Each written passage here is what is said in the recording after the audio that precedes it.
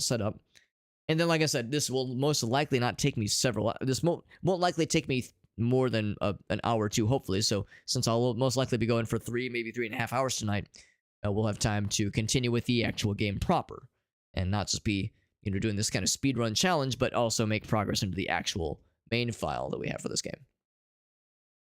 What I am going to do is I'm going to kind of verify that the controls work the way I think that they do. Go ahead and jump into here. Not going to start the timer yet. This is the existing save. I thought the same. That is exactly what I thought. Wiggles. That's where my brain went.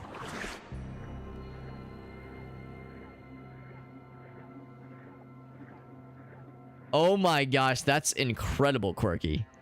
Favorite kind of cake? Yes. That's awesome.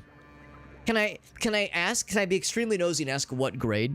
Because to be honest, I can't quite remember what grade you teach. I know you've told me in the past. 8th grade. So that's awesome. That's remarkable. And I love it. I love that the kid like earnestly was like, yeah, sometimes we're shitters. Sometimes we're loud and sometimes we're goobers. And that like this kid felt a little bad about it or something. Somehow. Yeah, written in icing. Sorry we were loud. Somehow they knew like, all right, we can make amends, right? We can make friends here. That's delightful. That makes me very happy, Quirky. Yeah, I appreciate the creativity of those 8th graders. Or maybe it's a singular 8th grader. Maybe it's just one who went rogue and did it by herself. But regardless, I love it. I think that's great. So remember that it's A to jump, X to attack, and B is the dodge. And Y...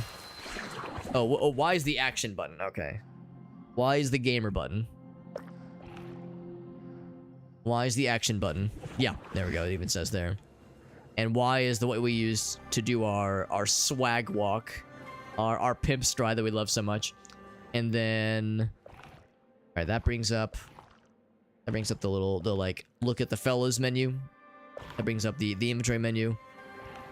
And then the left trigger is the eat something menu. Okay. So I think I'm feeling good about this. Let's go back to main menu. Oh, I gotcha, Quirky. Yeah, that's nice of her to express her thanks, and of course that's very generous of you to try to do what you can to help her through it. Because yeah, that's tough. That's really tough.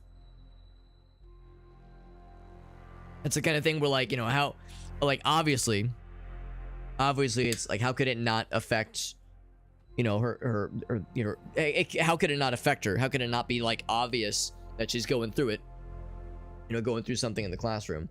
So, like you're, trying to help out, trying to watch, trying to offer what you can is very, very cool.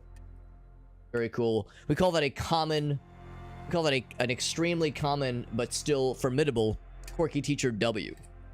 That's what we call that. We call that Quirky Teacher, as she so often does, as she so often is. We call that a Quirky Teacher being really cool kind of moment. That's what we call that. Yeah, so they're going through all this in the home life, and then on top of that, oh right, you're trying to learn stuff. You're trying to prepare them for life, other aspects of life. Yeah, no pressure, right? No pressure. Yeah, that's a tall order. I mean, being a kid is tough. Let's be honest. A lot of us remember being a kid can be stressful, and it can be scary, and there's social pressures, and there's this, and there's that. And on top of all that, kids sometimes have a raw fucking deal. That is a very unfortunate and harsh reality of life. Part of why we do so much with Extra Life. That's why I do the fundraising stuff.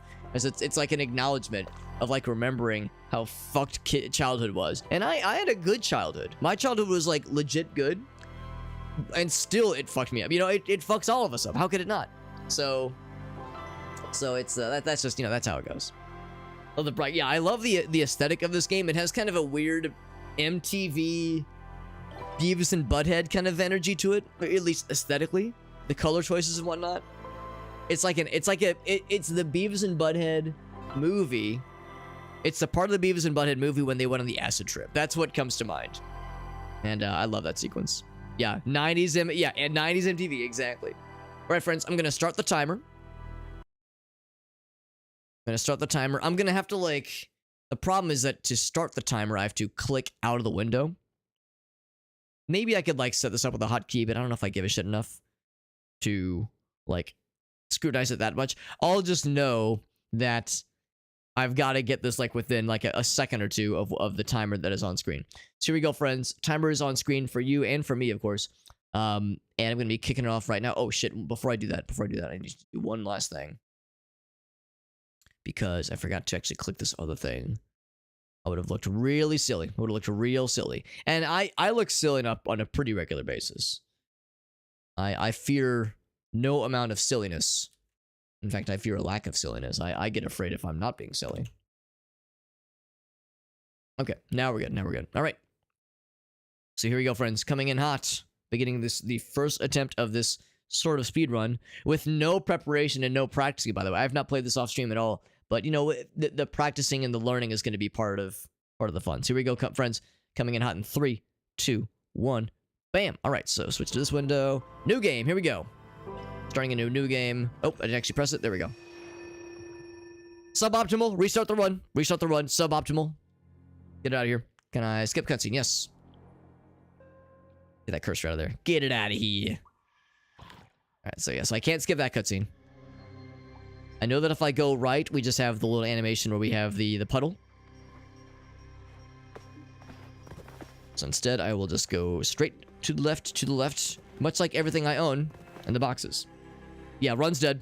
Kill it dead. Oh, I like how you're forced to drop through the hole. Because we remember the hole. We remember seeing the hole, at least, in the second loop. And by that point, it's assumed that that was like, you know, what we were expected to do, but I didn't realize it was what we were required to do. Like it's that gap falling away is a thing that is like very obvious. So when you're playing the game for the first time, it makes sense. The cool sword.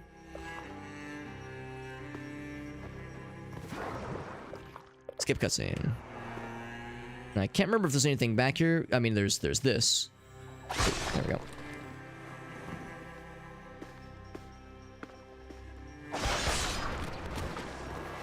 And I should grab some things sometimes because because I very much do need. Oh man, I can't. I'm having a hard time seeing these things sometimes. What the heck? Oh, I was pressing the wrong button. Press the wrong button. Whoops. All right, we'll run. If the run doesn't die, I'm gonna die.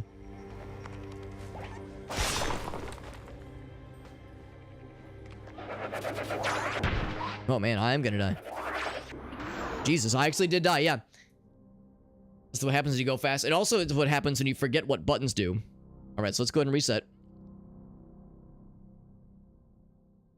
This is what happens when you forget what the buttons in your controller do. Because I thought the Y was the attack button. Turns out Y is the action and otherwise buttons.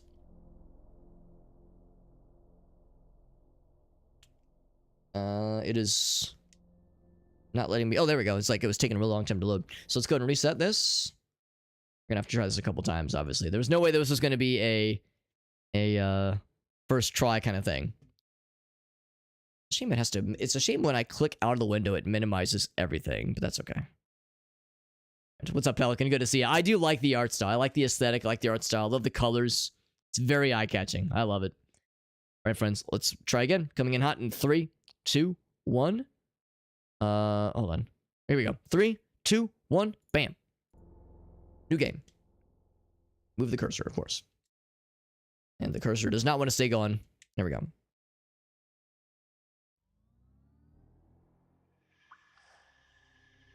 So I gotta remember that X is the attack button. That's the downside of playing this game for, I don't know how long I played it last week. Maybe 3 hours, 4 hours the one time we streamed it. On mouse and keyboard. So... And definitely struggling with a number of things, and I was like, man, I kind of wish I did have a gamepad for this. And now that I have the gamepad, I've started a bunch of not great habits that I need to, you know, get out of having.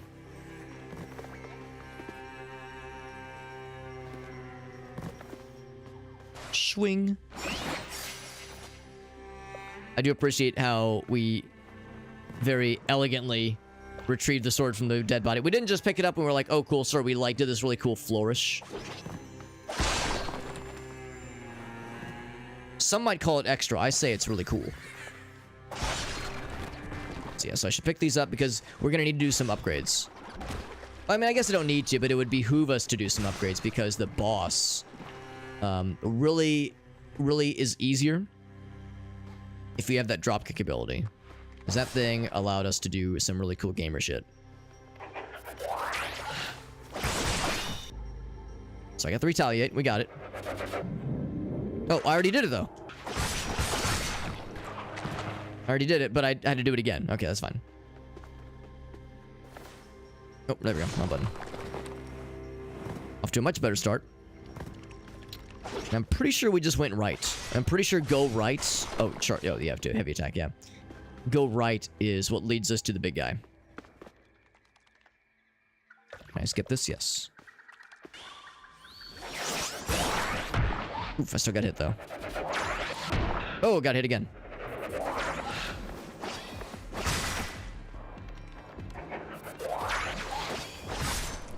Oh, it's because I was too far away. That's why it wasn't working. Okay.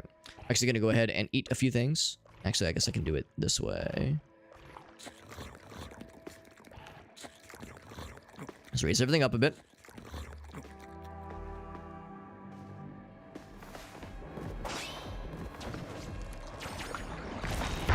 Oh, shit.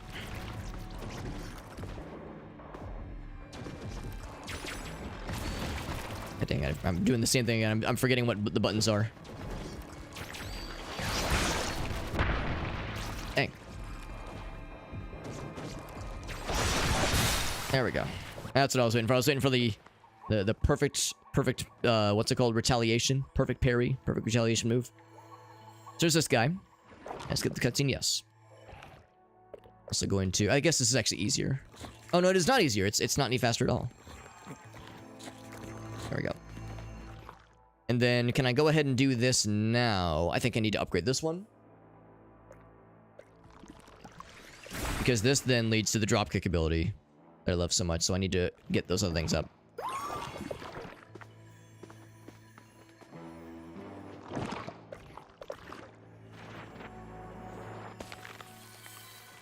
No, I don't remember seeing that, actually. I wonder if I actually went the wrong way. Oh, I think I went the wrong way. I think this is a... Oh, wait, there we go. Here we go. I was gonna say, like, I don't recognize that room.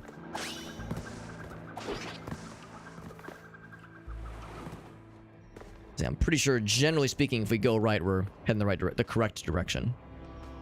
Okay, well, I lied. Unless I can go through that wall. No, okay, so I need to go left then. Can't just go one direction and turn my brain off. I actually have to think.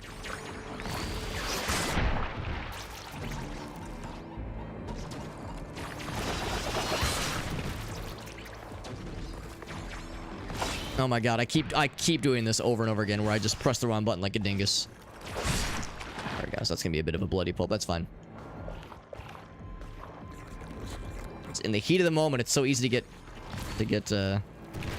like kind of like forget your thought, to forget yourself. Oh my god, this is embarrassing. Oh shit.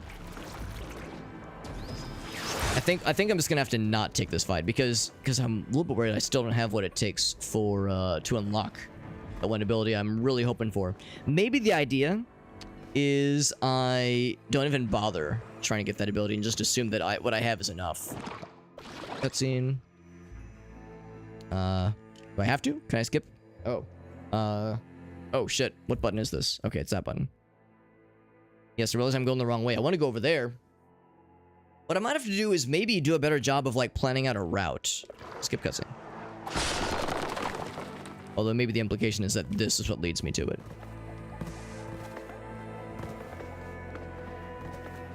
I know that's, of course, blocked off. What's up, Aaron? Good to see you, bud. We'll go ahead and honor that redemption momentarily once this run inevitably dies. We got the guard break stuff, right? Do I have to do this, or can I just skip him? Ooh, the game might require me to do it, lest it keep that prompt on screen the whole time. Okay, what if I do this? What if I just do a quick attack? Is that enough? Or that works too, I guess. Yeah, we're already at 1 minute left. Not sure it's gonna happen this time. Oh, I need to go up, I think. Whoop. Whoop. No, hold on. Oh, it's this platform. Oh, I can't grab those. Okay, you can't grab those platforms. Okay. There we go. Yeah, I remember those. Yeah, maybe the idea is like you really just kind of don't take any fights at all. Just kind of rush to the end. Just kind of assume that the default loadout is enough, which kind of makes sense. Yeah. So the basic gist is that there's no way there's no way we're gonna make it. I just took a screenshot accidentally. We're still really far away from the end anyway. Since we're obviously not getting the sub-minute goal, I'm just curious to see how far away we were. What's up, Russo? That's correct. We're doing some more Ultros. We're actually attempting one of the challenges. One of the dares, one of the dare drop challenges. And it's definitely a doozy. Oh my god.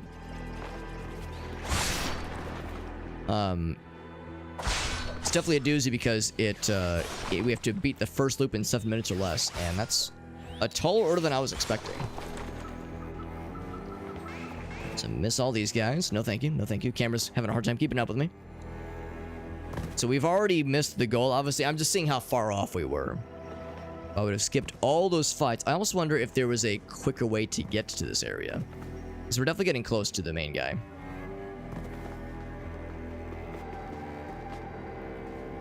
I think it's just past this room. Because yeah, this is where we get this fella.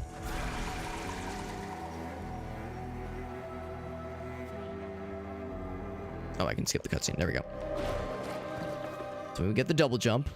And then once you get the double jump, yeah, you have to follow the lights. Oops. That's the downside of any transition like this that has you, oh, I guess I'll take that, sure. That has you, ledge grab kind of off screen. Of course, having to do all these cutscene skips is not helping either.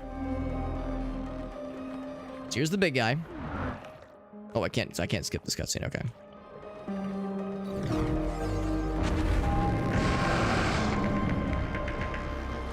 So getting to him and then fighting him, doing all these things in a pretty small amount of time. Right, just get the guard.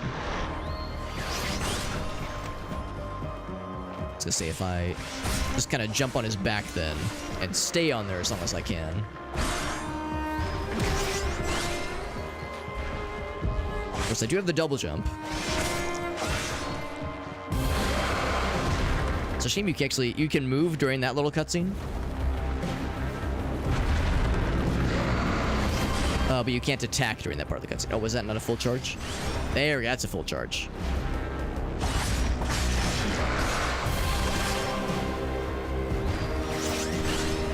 Realistically speaking, this boss is pretty easy. The only reason I really wanted that drop kick ability is because it makes it even quicker and even easier. Ouch.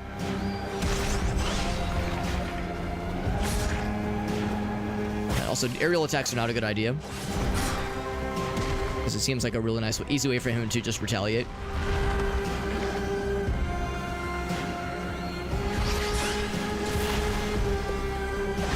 Or to kind of bounce off it, that is. What's up, Ultimax? We're doing well, bud. We're doing well. We're trying kind of a extra challenge, an extra sort of meta achievement in this game, where we're trying to see if we can beat the first loop of this game, so to speak, in 7 minutes or less. One more hit, I think I'm out. So it's a little bit loud, isn't it? I should probably turn it down if I can help it. I was kind of hanging out on top of him. You know what? Maybe I don't have to do the charge thing to like lure him down. Maybe I can just do the double jump. Oh, except the double jump. Oh no, you can still get on with the double jump. So that's all. That's to kill him. But that doesn't complete the loop though. To complete the loop, you have to do all this other stuff. You have to keep going. Gotta keep going this way. So I think the loop gets completed when you get here.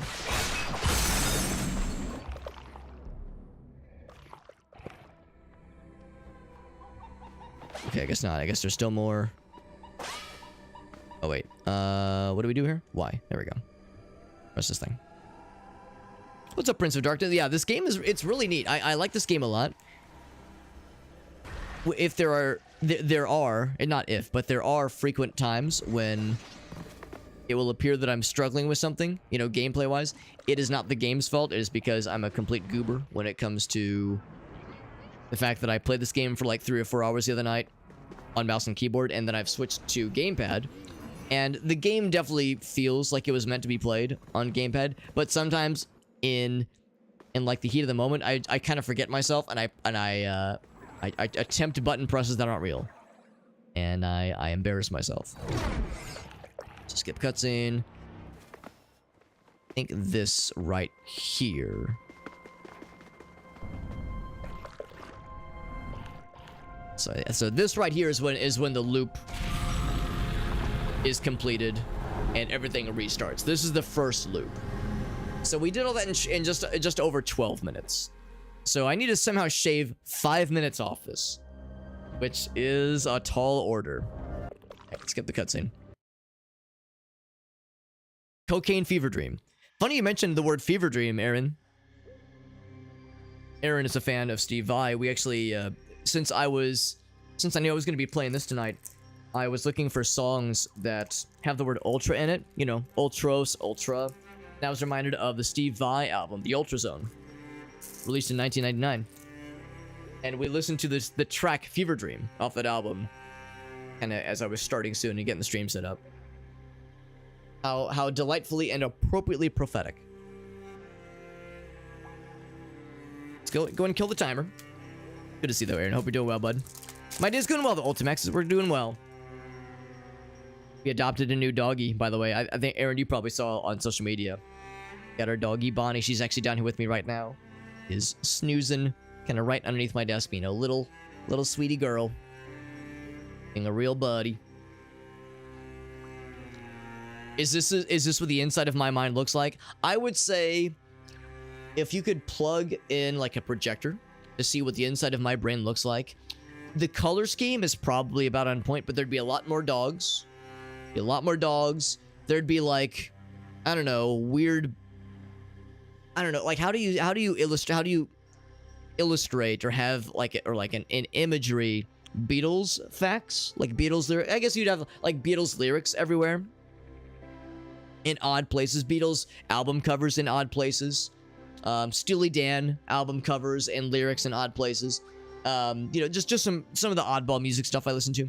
A lot of other video game references, and also just a little bit of internal screaming. You'd get a little bit. You'd hear like this low, like this kind of low volume.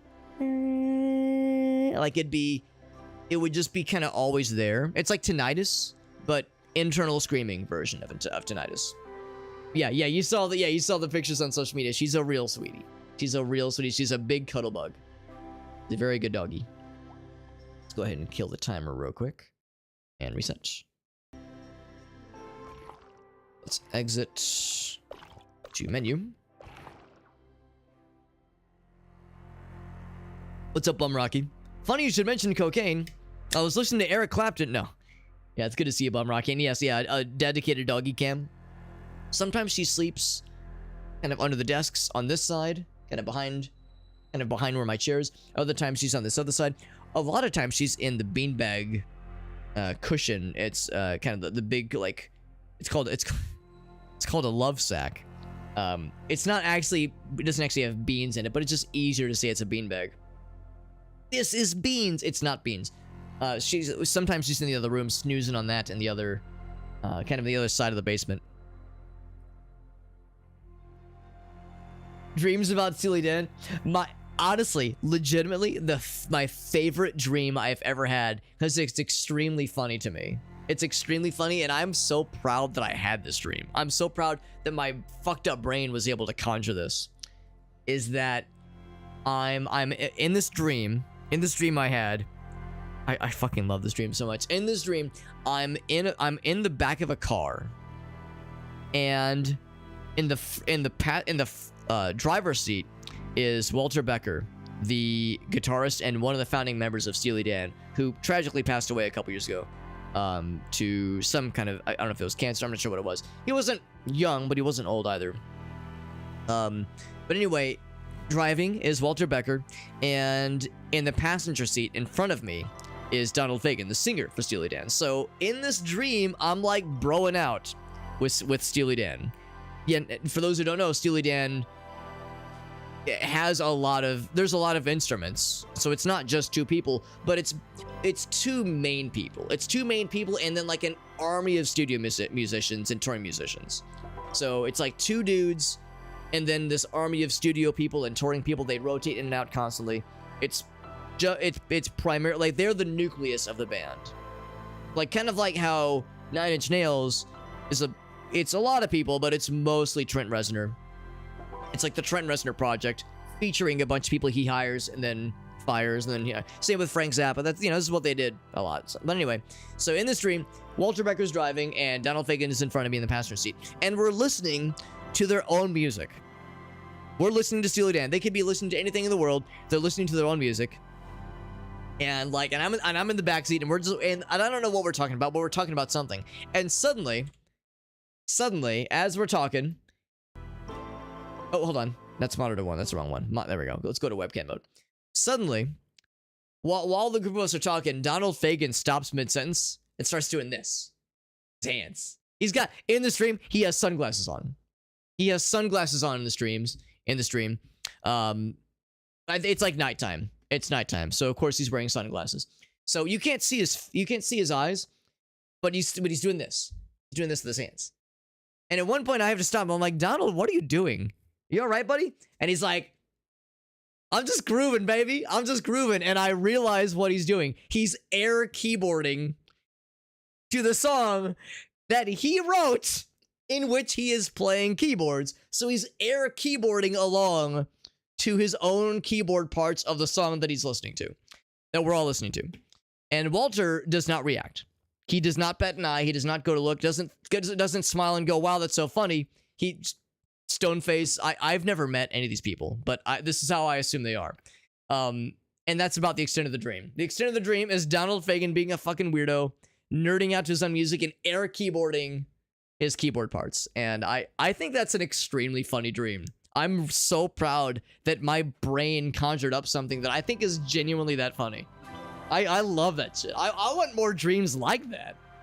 I don't know what drugs I need to do to encourage that kind of thing to happen more often, but I'm all about it. Fucking love it. Bum Rocky says they have a... Oh, man, I would love to hear that. That sounds great. Have a good night, Quirky. I appreciate you popping in, bud. Hammond does the same thing, Aaron. That's awesome. That's so awesome. I'm going to go into this one real quick, because I want to look at the map and see if there's a quicker way. To see if there's a better way to get to that place. That place that we were in. So, is there a zoom out? Oh, world map. There we go. So, let's see. The problem, of course, is that it doesn't show us the names of the places. Oh, there it is. Yeah, it's that's right. That's right there. That's the baddie, obviously. So what we need to get, or not the baddie, that's the conclusion. So what we need to do is get to this guy as quickly as possible. And the station that has the double jump is down here. So if we start here, man, that's a lot. That's a lot of traveling. Even if you like skip all the encounters. Because, yeah, I don't think there's a way to drop down from above.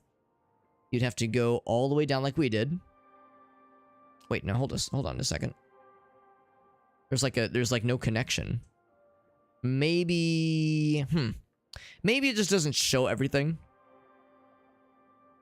Yeah, because, yeah, this is all kind of like on its own. But, because, yeah, once we were kind of in this vein, we were in good shape. But yeah, but that's the thing. We couldn't go this way. We had to drop down. Jazzman, so probably heroin. That honestly, you're probably right. That probably tracks. How do I jazz my brain up to hang out with the jazz band? That's a not wrong answer. No junk means no soul. There you go. There you go, baby.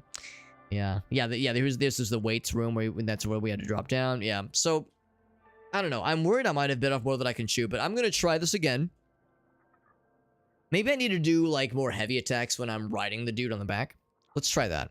So let's go ahead and I don't think I gained any new knowledge by looking at it this way. I don't think any new knowledge was gained. World map. All that's been confirmed really is, yeah, we go left, we drop down, go right as far as we can. I wish there was like a way to know which room this one is. I think that's when we had to break the floor away. And of course there's like the save point there. Yes, that's when we have to go to the left. Yeah, I think what happened here is that there's like a destructible wall, and that doesn't show up on the map necessarily. So although they don't look connected, there very much is a connection. So we're just going to try skipping the fights, try skipping all encounters, and try it that way. Let's try it that way. Now, one thing that also comes to mind, and maybe I should also consider this option, is that there's this menu option called Previous Cycles. So if I wanted to, I guess what this means is that I could replay Cycle 1. I don't know if doing so would maybe like mean fewer cutscenes. I don't know if like some things would be fast-tracked. I'm not sure. But in the... Oh, that was the wrong button. In the Dare Drop challenge details, they do say to start a new save. And I'm pretty sure that truly does mean, yes, start a new save proper. I'm pretty sure that's what they mean. Also, I probably shouldn't press the button.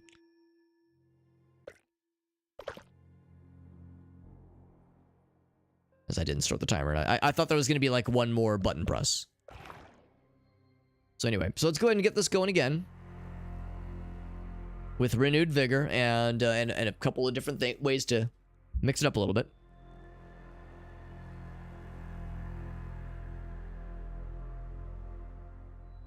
Sometimes...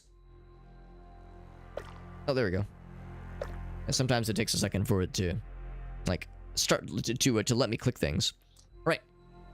Same thing as earlier. Gonna start the timer. Trying to beat this. Trying to get to the end of the first loop in 7 minutes or less. It's a tall order, but we're gonna see if we can do it.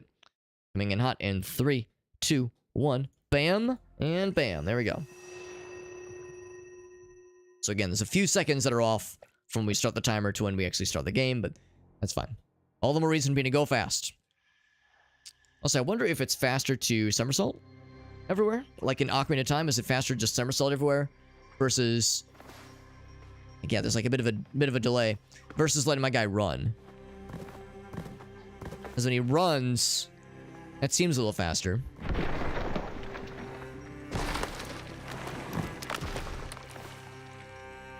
We'll see.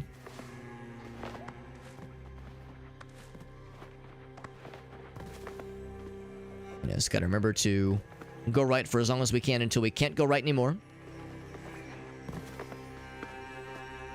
They'll eventually have us drop down. Actually, what I could probably do... For one thing, I can maybe skip some things and go this way. Because then I don't have to, like, drop down and go around anymore.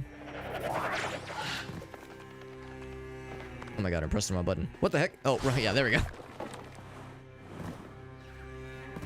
Gonna continue to dog me over and over again. Oh, V attack.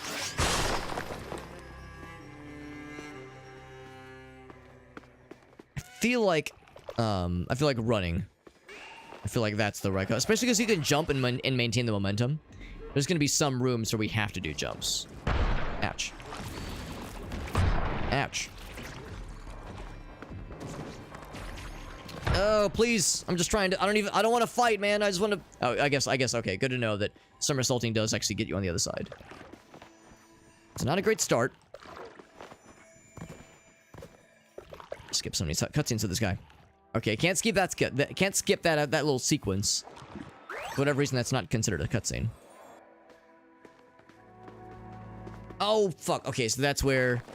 Oh, okay, but that falls away. Okay, I was gonna say, there's a point where I need to fall down.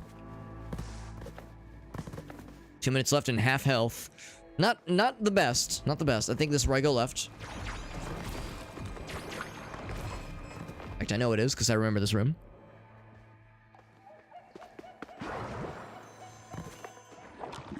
Skip that. I have to view the map here. I also keep pressing the wrong button there, and I keep taking screenshots I don't care about.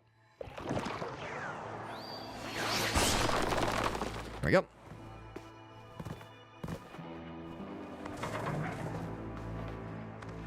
No, hold on. Where am I going? Yeah, down this way. There we go. There's the other room with the weights, but that's not it. That's later. Get that one. Hopefully my lack of health is not going to be a problem. Oh, okay, that's fine. So I'm going to ignore that prompt. They really want me to do a heavy attack here, but too bad. Not going to do it. You can't make me. You're not my real dad.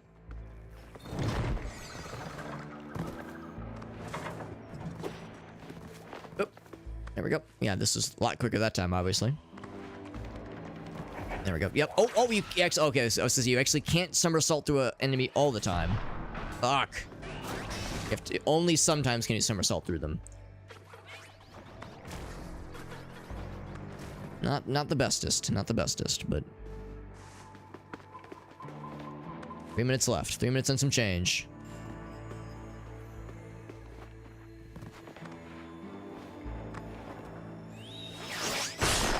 There we go. Am I going right this time? I think I am. No, another heavy attack. Oh, come on. I was gonna say earlier, let me do kind of like a small piece of a heavy attack, and it was enough. Ooh, almost caught up to me. Almost. You're not my real dad. I mean, it's true. It's true. That is exactly what my stepdad looks like. It's accurate. Accurate statements all around. Is this a dead end? No. No, it is not. Here's this guy. Get the cutscene. Got my double jump.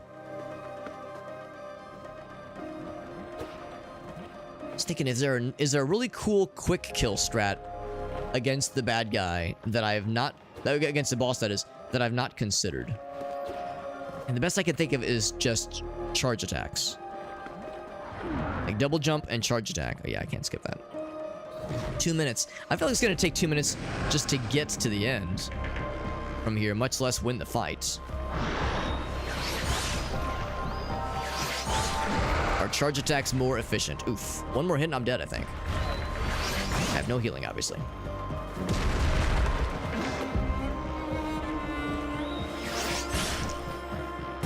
So that's like the first phase. He's got 3 phases.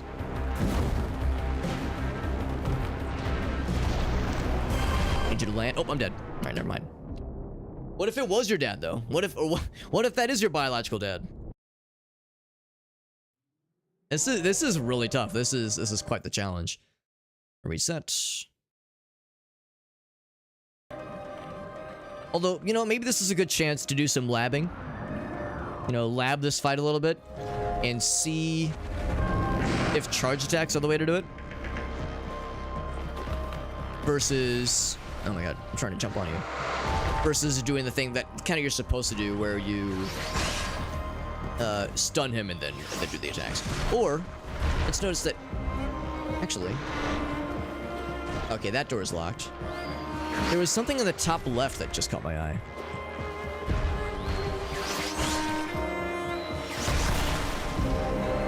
I think the answer is no. I think the answer is you really should stun him first.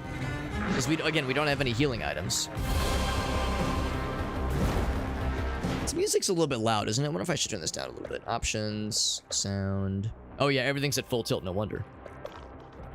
Turn it down to like 80%. Maybe turn sound effects down a bit as well, for good measure.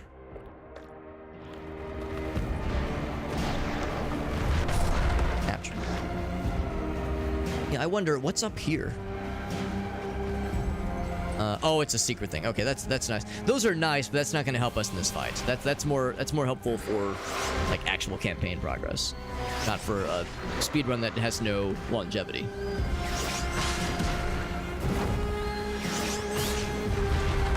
Which that's nice. If you jump right before he lands, you avoid any of the kind of landing damage. That's nice. It's really hard sometimes to actually jump and land properly. Yeah, I'm not convinced charge attacks are the way to do it.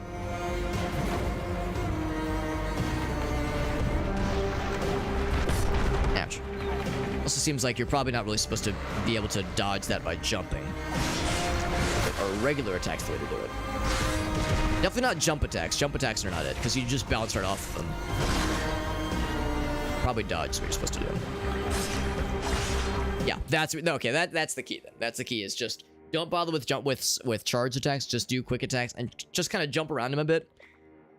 That's the way to do it. All right, so maybe third time's a charm, maybe, we'll see, maybe. No guarantees. Let's go ahead and set this timer. Take a good luck drink of water. Sub 7 minutes. Can we do it? Control and begin. Here we go. I didn't count it down, but that's okay. Once again, skip cutscene. Thank you, Brusa. Yeah. And honestly, it's not the end of the world if we don't get this. It's not like I'll be penalized by not accomplishing one of the dares or something. It's NBD. But it's like, it'd be nice, though. It'd be nice if we can pull it off.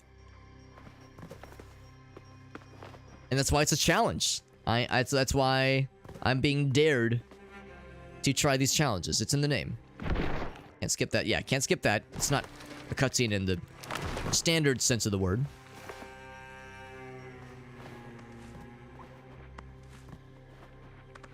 And we definitely did better that second time. I mean, I did die. So, to that degree, I didn't do as good. But we did better insofar as I feel like we performed faster and had more wits about us that time. We had better organizational skills. We were more efficient. All that good stuff. All that good shit. Now, ooh, look at that efficiency. Using an aerial attack to drop down there like a boss. Oh, heavy attack. All right. Gotta be a heavy attack. Alrighty. But using aerials to break those simple destructible walls. Nice and easy. No thank you. I do not want what you're selling. Oh, right. I remember that fucked me up last time. Yep. Oh, fuck. And I remember that also fucking me up. There we go. Alright, I took the same amount of damage. So I'm glad to know that that is continuing to fuck me up. And I'm also glad to know that in a moment of panic, I keep pressing the wrong button consistently to dodge. When I, like, don't have a moment to think about it, I panic press the wrong button. So that means eventually I will... Oh, here we go. Where's it gonna break? Jump? Oh, there, you have to jump, okay. Eventually I'll train that habit out of myself, but for the time being, I'm gonna continue to embarrass myself. In that one specific area. I'm nothing if not inconsistent. Oop. Or rather, hold on. I think I said that wrong. I think I'm supposed to say I'm nothing if not consistent. I'm nothing if not inconsistent is a kind of an oxymoron. Skip cutscene. Bam. There we go. This is the first weighted room. The next one is coming up. I think immediately afterwards. 2:45. My sick pace. I get to start making a bunch of like weird speedrunner references now. I feel so cool. Right. Okay. I'm gonna definitely use a charge attack to get past these fellows. That's definitely what I'm doing. I'm definitely not just ignoring the prompt and doing my own fucking thing. I would never dream of doing something like that. There we go. I'm definitely not fucking off and just saying, screw this, I'm doing my own thing, see you later.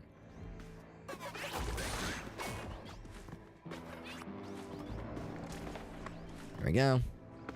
We're doing well. All things considered, we're doing well. We just have to make sure we don't get our butts slapped too hard or too unpleasantly by the boss. So I was on the wrong side. Because again, it's not a very hard boss when you're rushing like I am. It's real easy to hack it all up.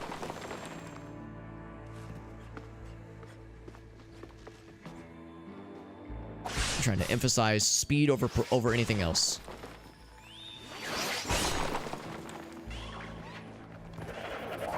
Efficiency above all else. That's the speedrunner. That's the speedrunner way. It's right at 4 minutes as we enter the chamber. Is that enough? Well, it's actually this is the anti-chamber right before the boss even. This is forgetting the double jump.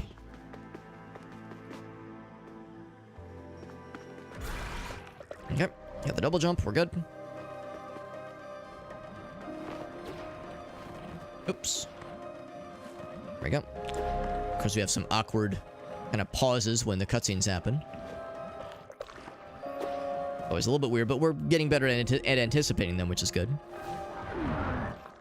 I keep thinking I can skip that whole sequence. Does not work that way.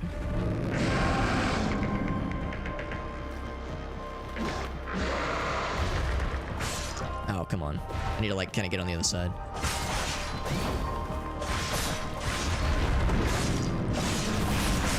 There we go. First phase. That kind of teleports me to the other side. Shoots. Okay, that does still... I was thinking maybe if I don't get hit by the initial landing, maybe I'll be okay. But he kind of skids. Comes to a skidding halt. Ooh, that's not good. I need to get on the other side. Oh, that's not good. Oh, I'm dead. Just remember, there's the dodge button. That's why we have it. Shit. The bucking bronco. One more hit and I am dead. Teleport.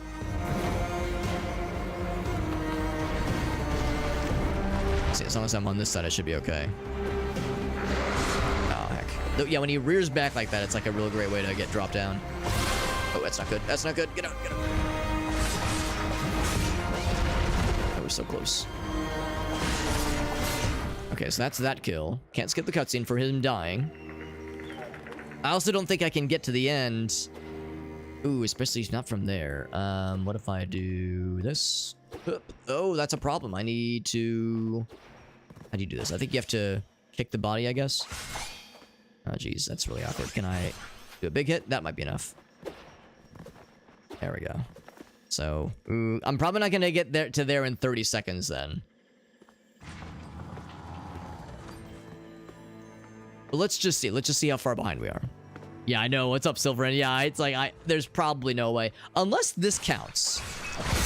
Unless that counts as what's it called? Completing the loop. I don't think it does. Maybe this counts as completing the loop. I'm assuming the answer is that final sequence at the very, very end where you get the big octopus guy. I'm thinking that probably is the answer. And that's like a, you know, still, we have a number of rooms and other like little cutscenes and just kind of moments that pass through.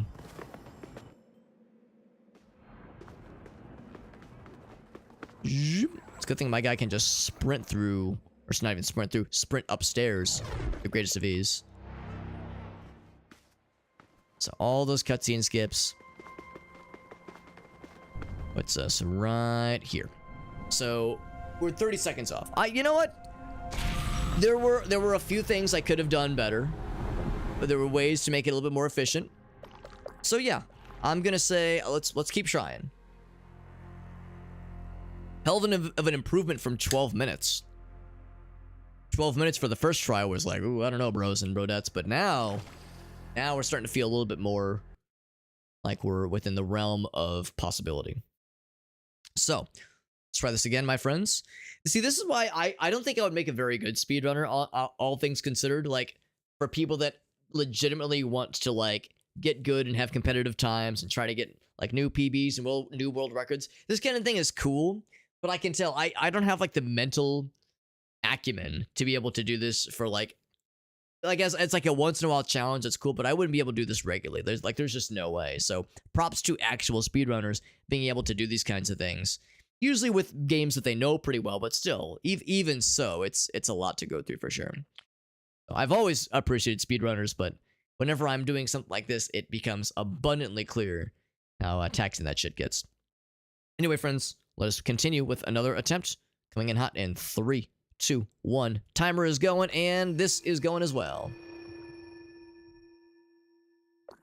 Skip cutscene. So optimal. So extremely optimal. What a cool dude. What a cool Alex.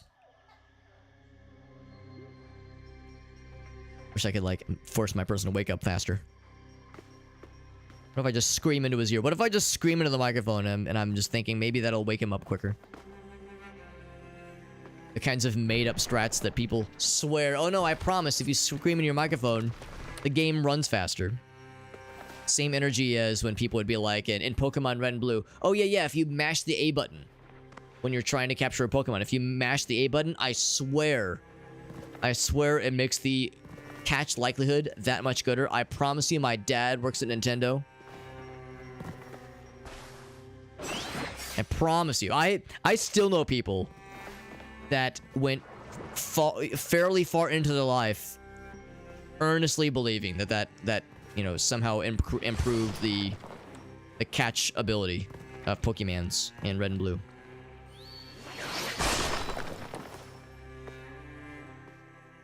It starts when you gain control of the character. You know, that's a fair point too. You know, maybe I'm being a little bit harsh. The other thing too is that the timer that I have on screen is just an estimate.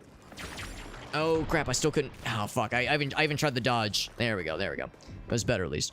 The timer I have on screen is just an estimate because the timer that makes the most difference by far is oh shit, is the timer that will appear at the end when we get back to the main menu and it shows the timer on like the save file screen. That's gonna, like, that's the big one.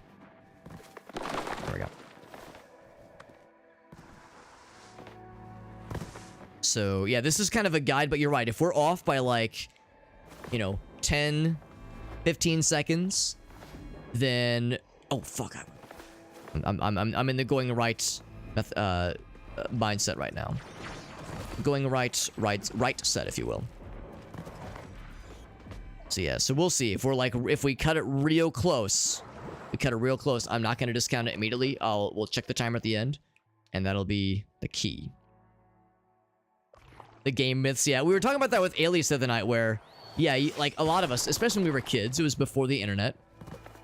And it was when we were kids. Like, there was this kind of mystique about video games where we just didn't know. We didn't know what the rules were. When you're a kid, everything is, you know, new and wild and cool. But like, before the internet, there was no very easy way, at least, to look up certain details about a game. You know, how many levels there are, what's the expected time to beat, who's the final boss, what's the playable characters. So yeah, that's kind of where you had those people who swore up and down, oh yeah, no, I swear you can unlock Luigi in Mario 64. You can play as Master Hand in Smash Brothers. There's all these hidden characters. You can unlock Goku. I remember that one. You can unlock Goku in Smash Brothers Melee. I swear, bro, I swear. And oh. So like, but back in those days, again, the internet wasn't as prominent, so who's gonna fact check? How can you fact check? The answer is, well, we really couldn't. All we had was like what sounded reasonable. And yeah, that was just based on our imaginations at the time. And our imaginations were frequently left to go pretty damn wild in all those cases. And reach the pyramid. The pyramid. Oh, do you mean like the whole thing where you can supposedly get the Triforce, like that whole thing? Because I remember that one. Now I remember as a kid, and this is gonna sound kind of silly, but I remember as a kid playing Mario 64, and you know, you'd be playing in a world, you know, Bob on Battlefield, be playing in Dire Docks, be playing in just Peach's Castle. You know, you had all these areas, all these worlds you can play in, which was one thing. But then I would always wonder, okay, well, what's outside? What's outside these places? Like the example I used the other day, Wet Dry World. You get that really cool photo of a Middle Eastern city on the side of a mountain, side of like a hillside, and it's like so cool and so otherworldly. It's kind of blurry. Like, it's clearly you know, I know as an adult now, it's a Middle Eastern city. I think it's in Yemen, or it was in Yemen, that is. Oh my god, please.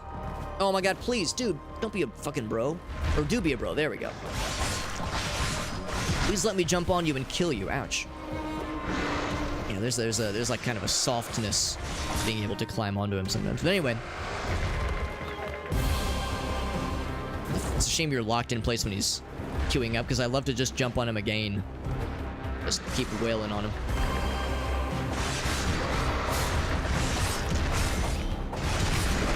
Good combo.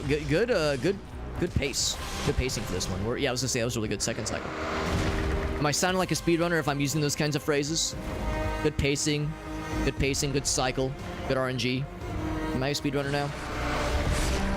Actually, if I was a real speedrunner, I'd be using a GameCube controller. Actually, fun fact, I did try to see if this game would be playable on a GameCube controller. And it wasn't definitively not working, but I couldn't find a way to make it work. This is looking good, by the way. This is looking really good. Or it's like, at least it's looking better. But anyway, just to complete the thought, yeah, I remember thinking, like, in Wet Dry World, like, what if I could go to that city? What if I could go to that city in the background, and how do I get there? And, like, who lives there? Like, who are these people? Like, what's the answer to, like, what this mysterious place is? Why is it here? Like, I wanted to know... I wanted to know everything, man. I wanted to know and see it all. And, of course, the answer is that it was kind of outside the bounds of what the developers expected you to be able to do. So, yeah, the answer really is that they just needed a background image. They just needed a background image that was more or less fitting for the town, because that's a whole big part of that level. The Wet Dry World is going into the abandoned town. Also, I don't want to hype this up too much, but I think we might be gaming. I think that counts it. I think that counts it, right? We got... I can't skip any more cutscenes. I think we, like, reached the loop conclusion before we got to 7 minutes. Let's see, though. Let's see. Can I skip this cutscene, too? Let's skip this cutscene, too. Let's see what the timer says. Yeah, Street Halo remembers that one. Street Halo remembers that one, absolutely. I think now if I say exit to main menu, because it saves when the loop is completed. Let's see what it says. But yeah, use strength on the truck. I tried it.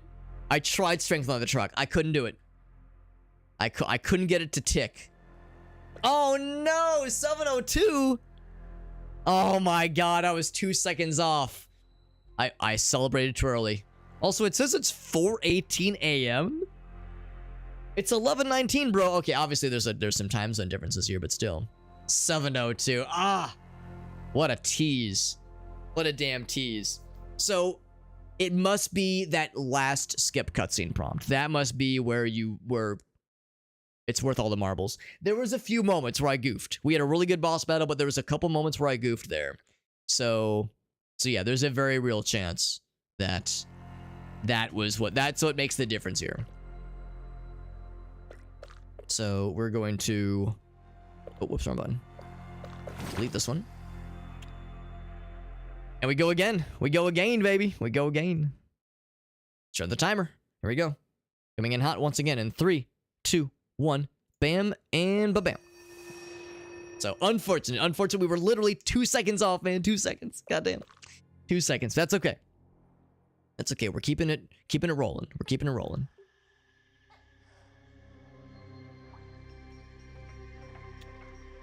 If nothing else, we're just becoming that much more primed. It's good experience. You know, we're becoming that much more familiar with the game's controls. So that way, in those moments when I have a panic miss input, I can recover easier. Becoming more intimately familiar with the game's mechanics. I always love using that phrase, intimately familiar. It makes it sound like I'm sticking my penis in the video game. It's like, yes, I'm getting intimately familiar with this game. Wink, nudge. No, I promise I'm not sticking my dick into the USB port, although I would if I could. It's not to say I haven't tried it. Not ashamed to say it. Maybe Alex, maybe you should be ashamed to say it. This is kind of fucked up. Maybe you should be ashamed to say you've tried this. Might be just Sonic the Hedgehogging down through with that aerial attack I like so much.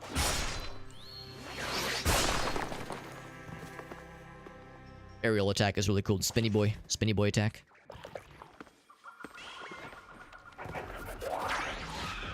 There we go. Every day it's a getting... Oh, hold on. I probably shouldn't... I should be trying to... There we go. Try to pay attention to what I'm doing here. Getting it closer. Please don't stick your penis in the toaster. Okay, fine. But I will continue to point out that you are indeed not my real dad. I'm pressing all the wrong buttons. There we go. Alright, this. There we go. I think that's what I should do. I should attack right from the get-go, because if I just wait for kind of gravity to do its thing, it seems like it takes a second. Also, that was a big time skip or time loss last time when I went into the wrong room. That's a couple seconds saved right there. Optimality, how you doing? Good to see you. I think Dutson went through this himself. I think he did the speedrun challenge. So I'd be curious to see how he did it on his end, and if he had any of the same hangups that I did, and had any of the same learning pains or learning frustrations, I suppose.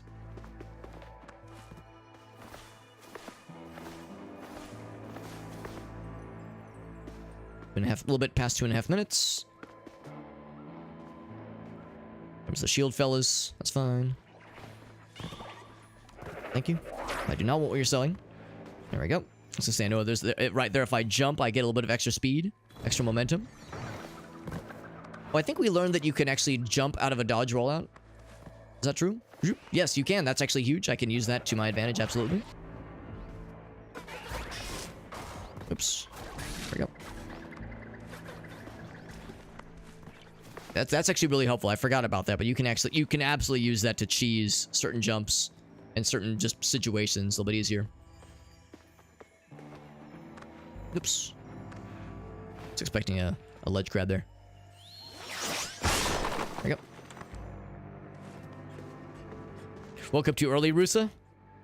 I could just relax. Yeah, I understand. I understand how that goes. It's like, well, I can't just like chill when I have to like get ready for work or school or what have you. It's like, no, I'm in preparation mode. I'm in like planning mode. I can't just like relax and play a video game or chill, because I know I have to like be in serious mode very shortly thereafter. So it's hard to like chill out and play a video game when I know I've got something like very pressing a lot sooner. So yeah, I'm with you. Oh, right, I should be skipping cutscene. There we go. I'm with you, because yeah, that's a lot of times how I feel about these kinds of those kinds of situations. Right, double jump. There we go. Oh, whoops. I can't skip that jump. There we go. Alright, so here's this big fella. We can get another boss battle, like kind of like how with the last one went. Be in really good shape. I was gonna say, when he rears back like that, that's a little bit not the bestest. Good first cycle. It's actually not a bad placement, because then he hits the wall that much quicker, and I can jump on top of him. Ouch, that much quicker. He can also beat the shit out of me, apparently. I need to get on the other side. That's the way to do it. Don't just be attacking him from the front, because that's a really great way to get yourself bopped. Learn from my example. Don't get bopped. Oh, heck. Oh, heck.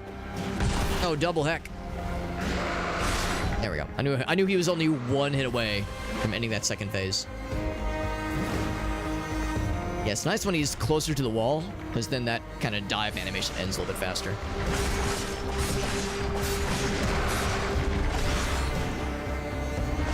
There we go. Pretty good, pretty good. He broke more of those platforms than I would have rather him have broked, but we can still reach it. This feels pretty similar paced, and maybe even slightly worse paced. Like we were at about 5:30 when the previous boss battle ended, but I'm not giving up. I'm not giving up. Silverant says this might be it. We'll see. We'll see. It doesn't feel conclusive, but I'm going full tilt, baby. We're all about it. We're all about it. Skip the, yeah, I can skip that one. Sometimes I do forget which things I can skip and which things I cannot. I can definitely skip that one. Can't skip that though. Yeah.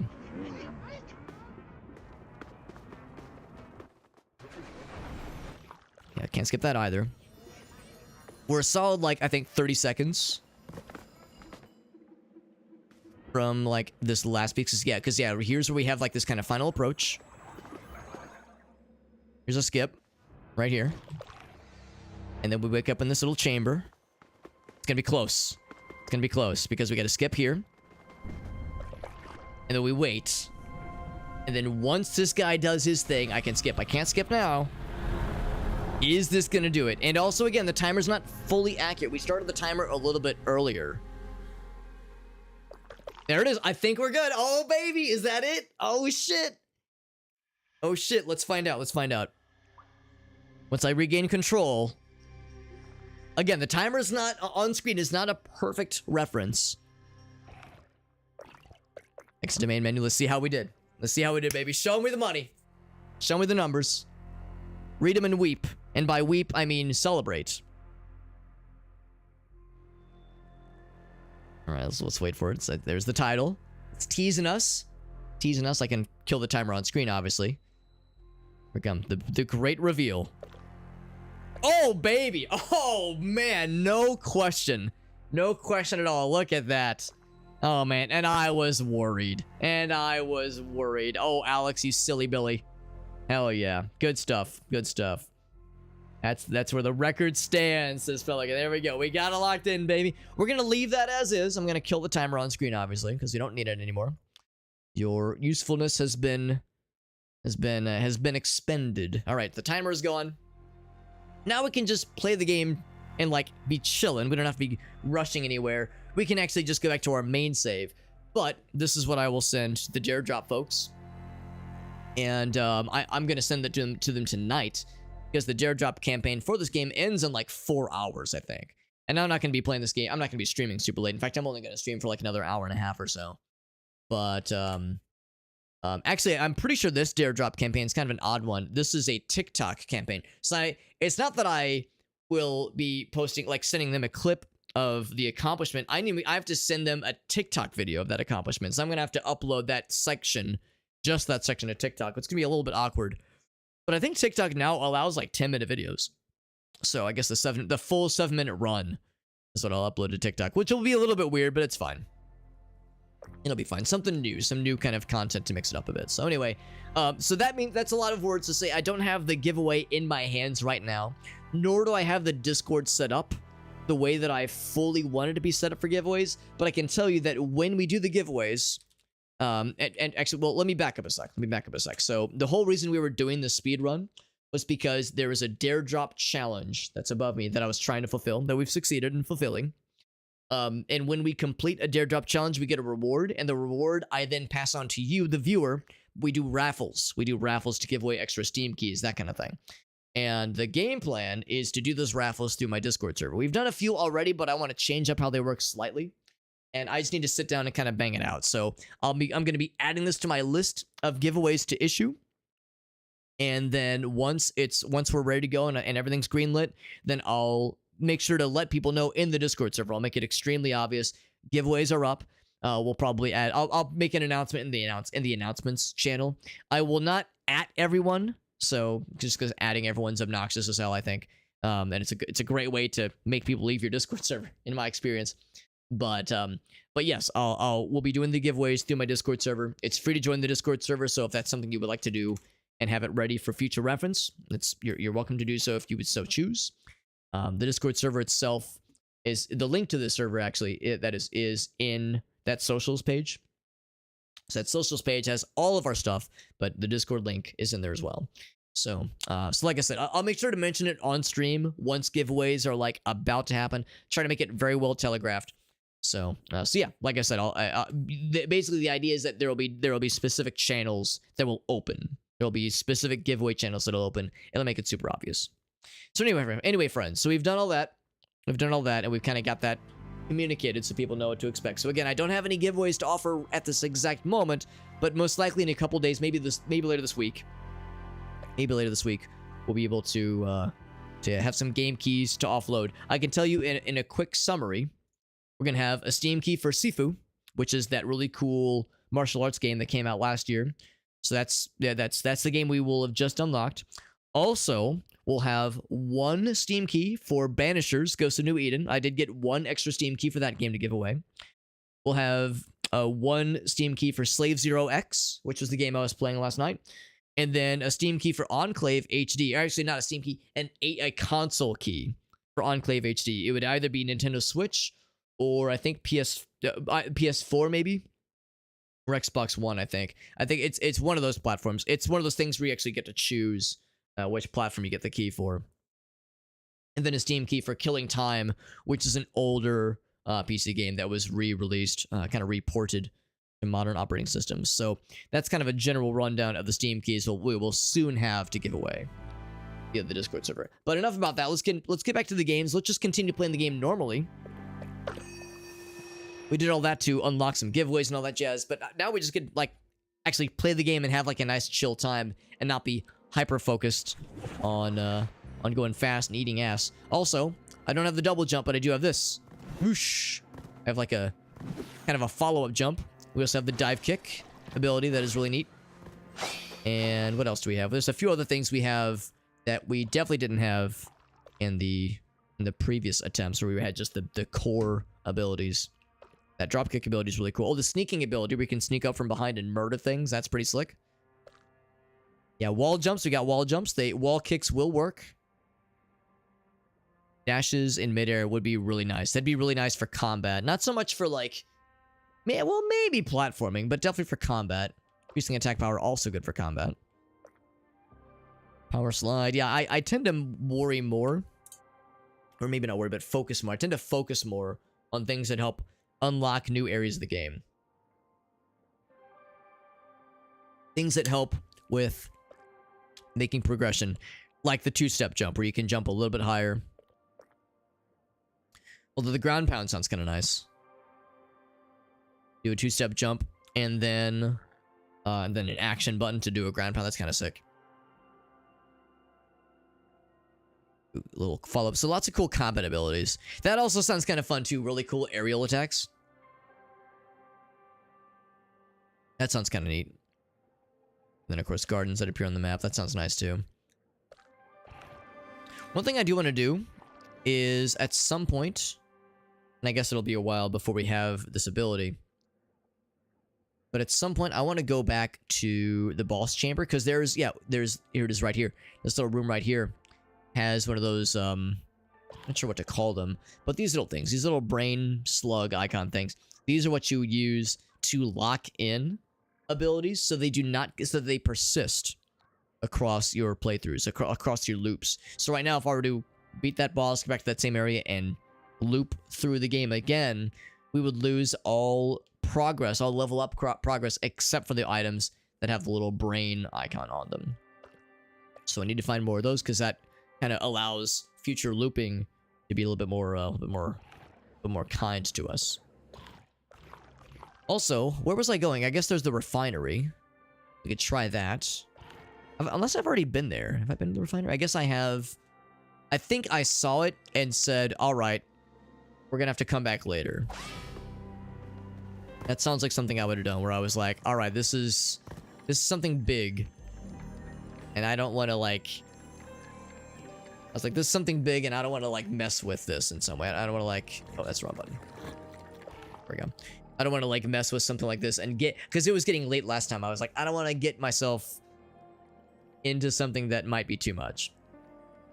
Also, I think... Is that the seed that I think it is? Can be planted. Expect. That's not a climbing plant. Okay, so I think that's good. Yeah, I think that's the one I want, because I think what we want to do here is plant this one here. Oops. Bud. I think I plant that there so that it sprouts down into these gears. It's not going to break it right. Actually, will it? Not. Oh, it does break it. Okay. Because we knew we would break it eventually. I'll take that while I'm at it. So we could jump back if we need to.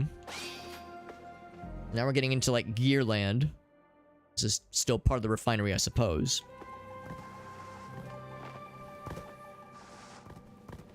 So I'm completely out of things to plant. I have no seeds. Lots of fruits. Other fleshy, meaty things. I'd like to draw these guys in. But I have no way to reach them. So I don't jump high enough. And they don't want to come down and hang out with me. So I guess the feeling is mutual. Oh, what's this? Yog dog. Yod. Cool. Okay, well, anyway, I was curious if there was anything else. Is that a seed? Oh, that's a seed. What kind of seed? Is this the... Let's see. Huh. It doesn't say. So this is, I think, different from the other one. There was the other one we have that causes, like, the algae to form. Like a moss kind of algae kind of thing. Let's go and try it then. See what it does. This is a... Oh wait, no, this is a... Yeah, this is a plant we've seen before. Well, is it? Yeah, I think it is. I think, yeah, we've seen the tree before. But I've learned that if this game gives you a seed and then gives you a fertile, plantable place right next to it, it probably expects you to plant the seed in that location. So I don't know what benefit this does. But we done did it. We done planted it.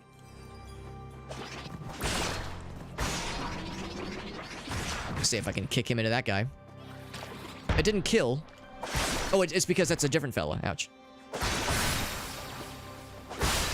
There we go. I didn't realize there was 4 of them. I thought it was just the 2. There's nothing else here? I thought they were gonna give me a little sproutling or something, but no sproutlings for me. That hit him? No way. It did not hit him, I don't think. I saw there was a dude up top. I was like, ain't no way. Yeah, it did not hit him. Come back down. Come back down here. Let me kill you, please. I need your flying meats. Can't jump high enough, and I can't throw anything at you. Awaken Cthulhu, Rusa? Not yet. Not yet, and I hate to spoil this, but it is most likely going to be impossible. Most likely.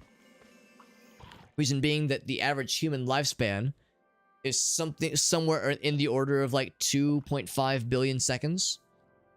So in order to get, and that amount is about 1 billion channel points. So I don't think a single human could live long enough to get that many channel points, even if they were subscribed, even if they were here all the time. I don't think my lifespan would allow it, because I wouldn't be able to be live for that long. But Jet's working on it. He's almost there. He's almost there. Yeah, it's good to see a Jet.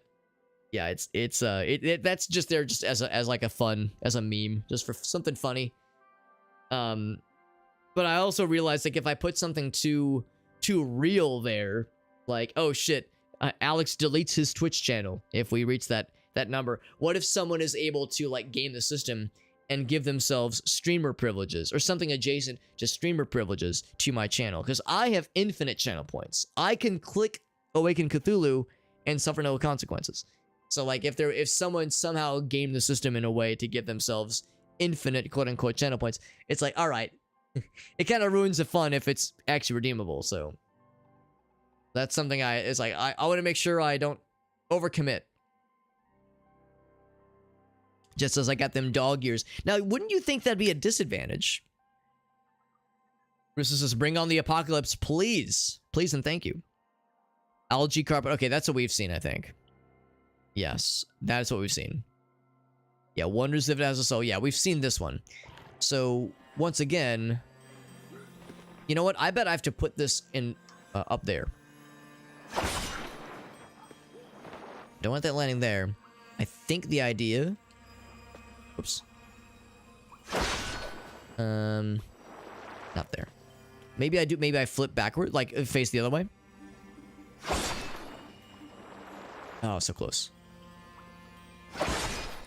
There we go.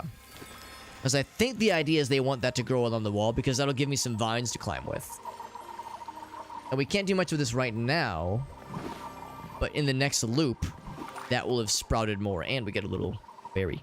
A berry for our troubles. Thank you very much. Respects dog time. Okay, that's good. That's very forward thinking of Twitch. to be so considerate. I really do appreciate that.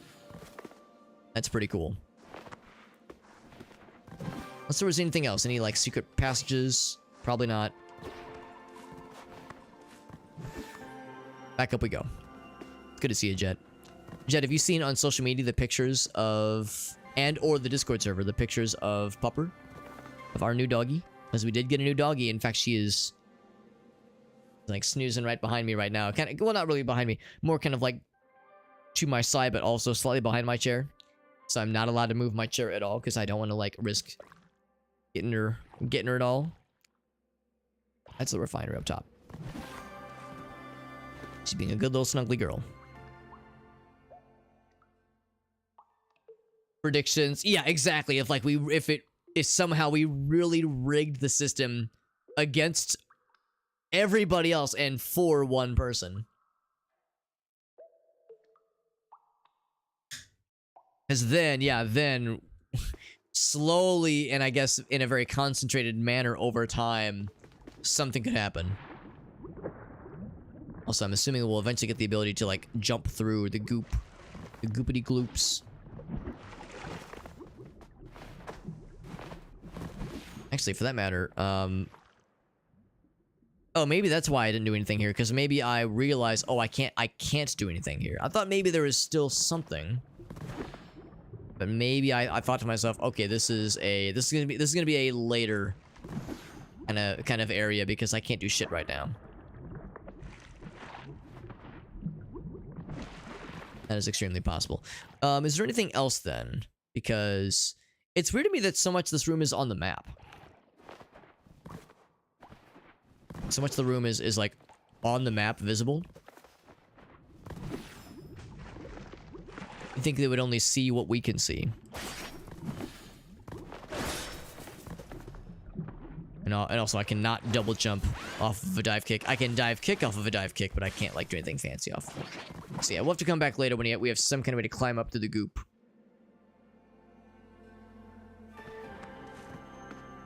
Donate points. Well, unfortunately, there's no way to, like, actually transfer points. But yes, the predictions thing, like Jet said, would be something. Also, look at that. If we kept going to the left, somehow, if we could jump up to that area, I wonder if it would actually lead to that same room. Where the loop concludes. This is the save zone to the left. Let's keep going this way then. I think there was at least one other area we could have checked out. I see the top right ended suddenly. I wonder if that ended because I didn't want to explore anymore, or I saw something that gave me pause, or something else entirely. Come on, button. Although, you know, I should be eating something every so often anyway, because we have so much stuff. There's so much stuff, and so many things to potentially unlock, even though most of it is combat specific.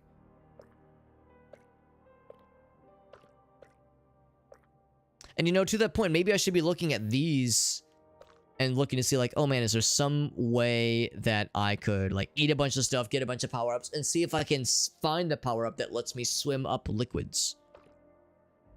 So, for instance, what am I short on for this guy? I need quick and tip. Hashtag just the tip. So one of these would be plenty for both. This nutrition's up.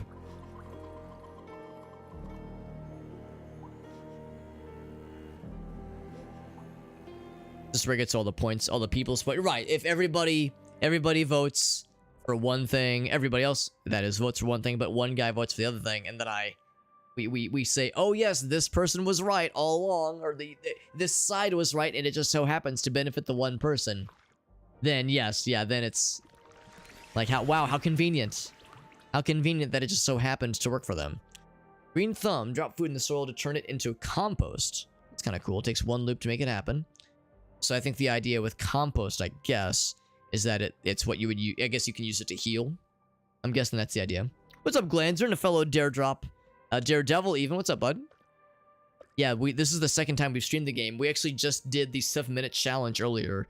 Took I think 4 or 5 tries. We eventually got that shit. It was really tough. We got there.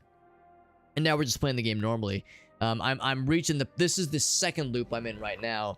And I'm thinking I'm like soon approaching the limit of what I can do right now. So what I might end up doing is... Oh, I remember this. Was I able to jump up here? I think I was able to jump up here, and I realized... Because I do have double jump. Or not double jump, I have a wall jump. Except it looks like it drops off after a certain point. Let's start on that side. It's weird because if you hold the controller in that direction, it sometimes doesn't like it. So sometimes, like, the best way to do it is to go hands-free if possible. See, it's a little bit tricky. But, yeah, I think we need the double jump to get up top. And again, it looks like it cuts off anyway, so let's go to the left. Yeah, I'm thinking I might be approaching the end of what I can do in the...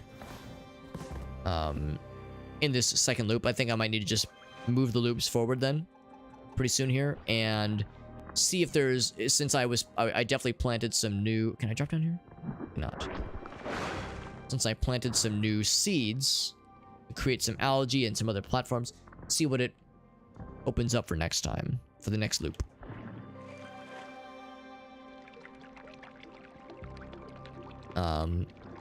So... I'm gonna climb up here some other... Well, actually, there's an area down below. I don't know if I have what it takes. Maybe I do. Oh, this is locked. This is like locked. In fact, I remember that was... We saw one of those statues. Yeah, we saw one of those statues, like, I think... It was just before the boss... No, it was just after the boss battle. The first boss battle. So I wonder if that means there's like a boss battle around there, maybe.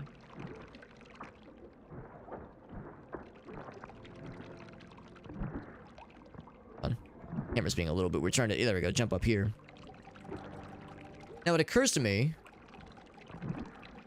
I have what it takes to be able to make that jump. Because... I'm trying to get the two-step jump. There we go. Alright, so I can't wall jump off that guy. Oops. Oh my god. It's a little bit hard to see with all the foreground elements. Make the jump, or make the ledge grab. Let's do this. There might have been something I was supposed to, like, do the flying kick off of. So I'm pretty sure. But I definitely dropped down this area. I'm thinking, like, how would I have gotten to this area? Unless this is a ledge I can grab onto. I don't think it is. Well, I hope I haven't, like, soft-locked myself. That'd be awfully silly. Unless there's, like, a way to, like, warp to other save points or something. Let's not naysay so quickly. Oops. Again, the two-step jump kind of... So the timing for it's a little bit weird when you're underwater. Oh my god. Oh, crap. Trying to get the timing down just right. Oh my god. Also, it's because the foreground elements, I can't tell if I'm grabbing on the ledge or if I'm in the wall sliding animation. How forgiving is that jump? It's pretty forgiving. So I don't have to jump, like, immediately. God damn it. Also, whenever you do that kind of jump, sometimes your guy will do an automatic somersault when he lands. Ah, yeah. Well, what can I do about this? Is there... It'd be really silly if I had somehow found that I screwed myself out of something here.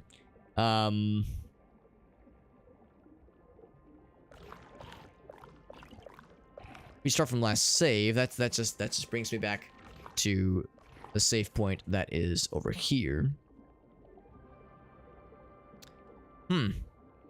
This is a problem then, I suppose. How am I expected to get out of here? I wonder if I screwed something up by, like, maybe I somehow sequence broke something. And maybe I got into this area way sooner than I should have. Or maybe there's something else. Maybe there's something else that is later this way that I have not considered. That's not a platform I can jump on. Little floating fellas in the background there. And, yeah, I can't, as far as I can tell, drop down here.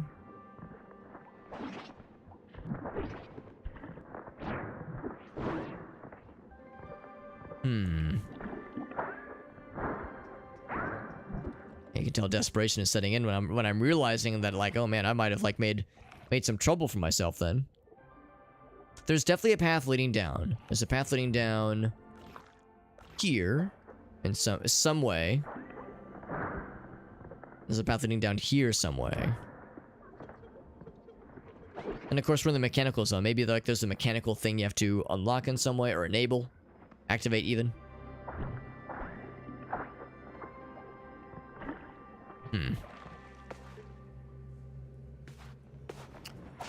This is a problem then, isn't it? Problem that I've potentially made for myself and only myself. Now there's this thing. I mean, it looks cool. No obvious functions that it offers.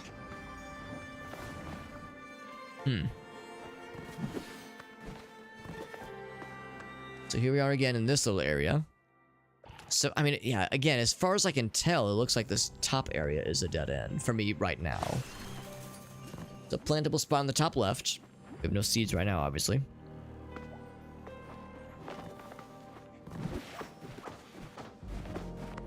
Oh, there we go. We pulled ourselves up. Okay, so yeah, so this is as far as we got last time. I think there was a seed here we picked up. I have no explanation for why I struggled so much earlier, but why I was able to do it first try just now. That explains why this was unlocked on our map, but of course, top right can't do shit, because I definitely can't reach there. That does me no good. No hidden passages this way. Usually hidden passages are hinted at on the map. It's usually not, it's not like in Metroidvania, not like in like, I don't know, like Super Metroid or Symphony of the Night where, you know, you swing at a random wall and, oh, what's this? A wall turkey. Or what's this? An E-tank. Energy tank, whatever it's called.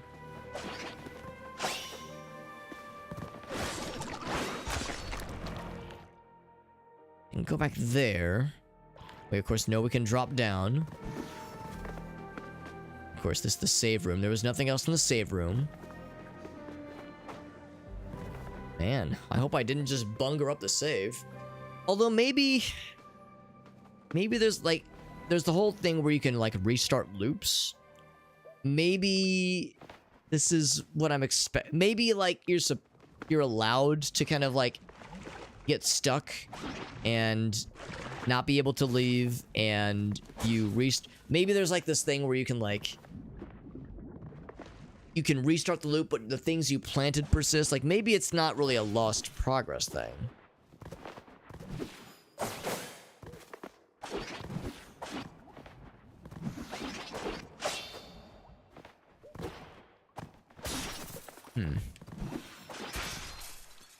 This is a weird one. This is a weird one, because, yeah, there's really nothing else I can do here. If I... Yeah, because we already figured out we can't go to the bottom areas. We can't go any deeper into the bottom areas. Let me take a quick look to just make sure I didn't miss something, though. I'd feel awfully silly if I had discounted this too early. Oh, here's something. I never went this way. Here's something. Okay, yeah, I was getting really nervous there, man. I was like, how did I mess this up? Here's this fella. Oh, it's a connection. Right, so this is what we would use to open up this door, this passage, which then leads back up to this way, because this right here, I think, is where we saw the locked door. So whenever you see this kind of station, it is a station that can be used to open locked doors. It requires the double jump module thing. There's another one.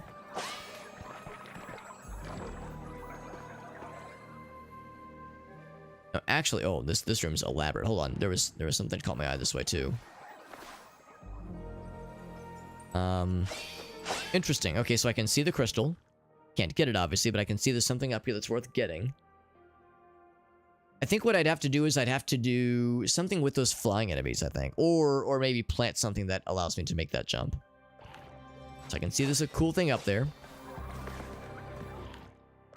Otherwise, we go this way.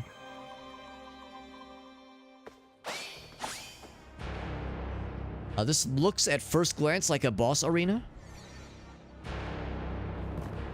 And you know what? The last time we saw one of these glowing orb fellas was just before a boss. We had the double jump for that one, so I'm not sure if this is quite the same thing.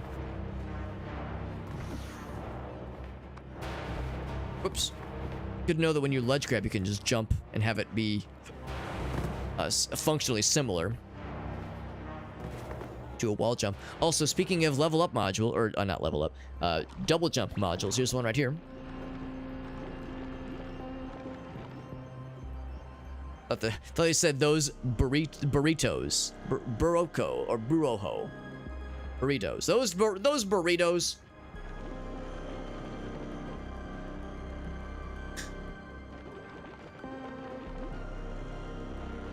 Since I figured everything out. This is the spirit of the hero we saw at the very start. The guy whose sword we're using. All 7 of the unimaginative mouth breathers, he says. Rotten orchard? Orchard, rather. Not orchard, I just combined 2 words. Orchard. Which is the Huntress domain. Do tell. There's one here. And then one down here. Oh, actually, there's a bunch. Can I zoom out more? It's a whole bunch. So we already know about this one. This is the one we... Actually, is it? Is that the same one? No, because we disconnected him. 3, 4, 5, 6, 7. Yeah, so these are the remaining 7 items, or 7 entries. One of which is already pretty close to us. Or close to the place we've been. So I'm guessing this is the orchard area. The rotten orchard. The Huntress domain, I guess, is maybe this one. It must be something that we haven't quite gone to yet. Thing with feathers, he says.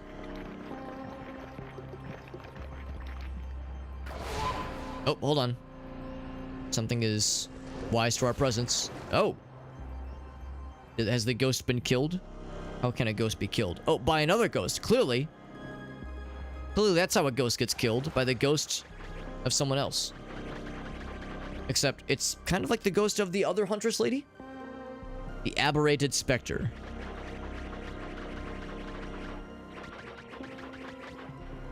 A mnemonic manifestation. Called a manifestation.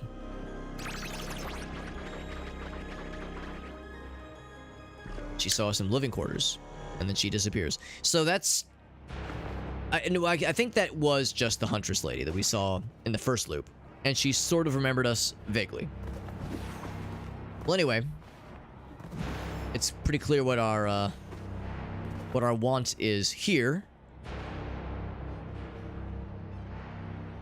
Get the double jump, and it's probably going to cause a boss battle.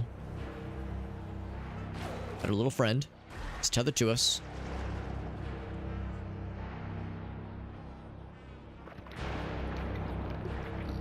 Undesired mental activities. Oh, here we go.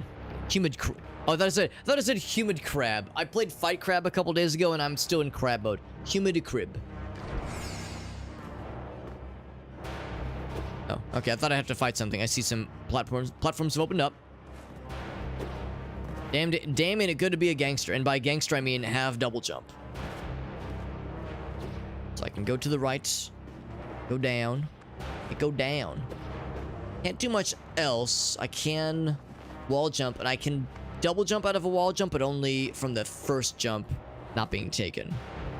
I think the idea is I'm probably supposed to follow the orb.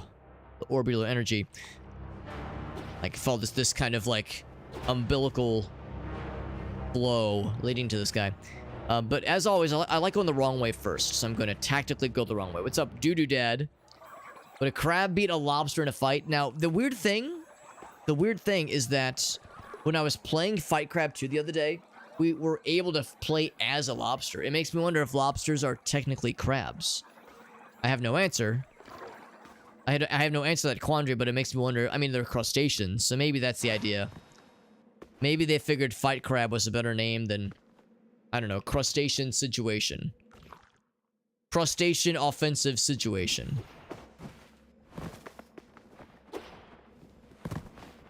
So, I suppose it's, you know, at that point you're kind of splitting hairs.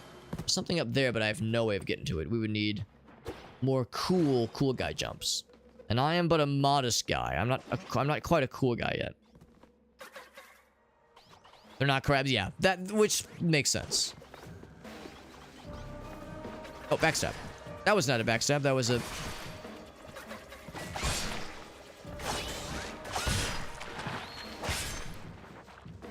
Yeah, that was the action button, so I pressed the wrong button. I got too excited.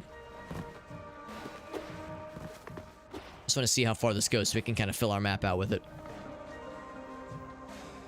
How big is the biggest lobster? Do you mean like the biggest lobster alive right now, or the biggest lobster in like the Guinness Book of World Records? Like the biggest lobster ever recorded. Also, when I said lobster earlier, I thought I heard myself say the word blobster, which would be a much better phrase.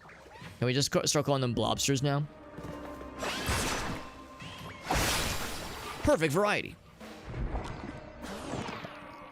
Oh, I impressed this lady. There's no proper answer. There probably is an answer, but I don't have it. I don't know what the intel is. A car-sized lobster? I sure hope so. Somewhere in the universe is a car-sized lobster, and it knows your location, and it's doing everything in its power to get to your location. They grow throughout their lives. That's a good point too. They do have pretty long lifespans. So it's theoretical.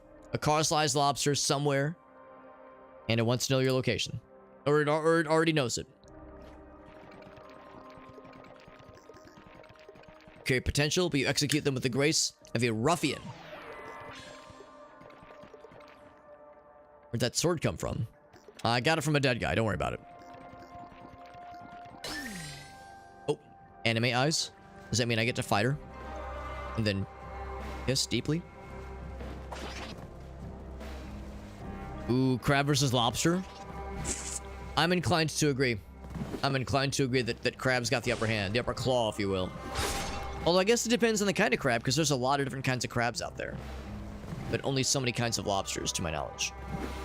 So I can't get up to her. So if she was like, yes. Oh, I have a double jump. Blah, blah, blah. Forgot I have a double jump. I'm a big dingus. Wait, when did I get those? Oh, did I actually unlock the air tesseract? I sure did. I was like, when did this happen? It's dope as hell, but I don't remember it happening.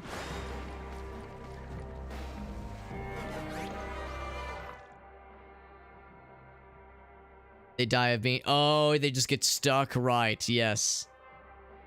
So if someone were to help... Yeah, if someone were to nurture an infinitely expanding crabbo...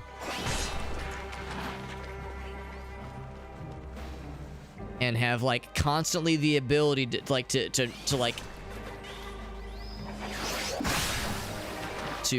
enable it more and more... and like accommodate, like just constantly expanding accommodations, which is to say, I guess a garage, basically. Then the answer is maybe eventually. Maybe eventually. Evolve to crab. Well, that's the other thing too. The whole notion of crabs. Excuse me. Giant sword. Wow, lots of stuff on this thing, and that tip is penetrating a whole lot, isn't it? Wowie zowie. That's the other thing too, is that yes, when things are left to their own devices, they tend to evolve into crab.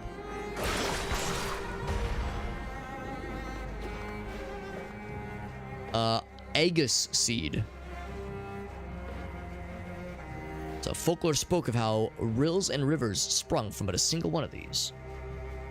Gladiatorial arenas to wash away blood and pulp from both stage and combatants. So what I'm hearing is that this is a moistening device. This cries us a river to drown the whole world. The xylem sap flowing from the plant was once clear as water, but has turned red as blood.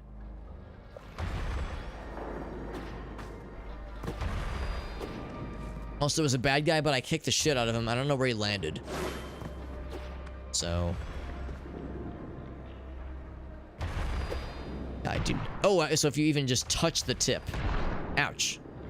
You hashtag touch the tip. It hurts really bad.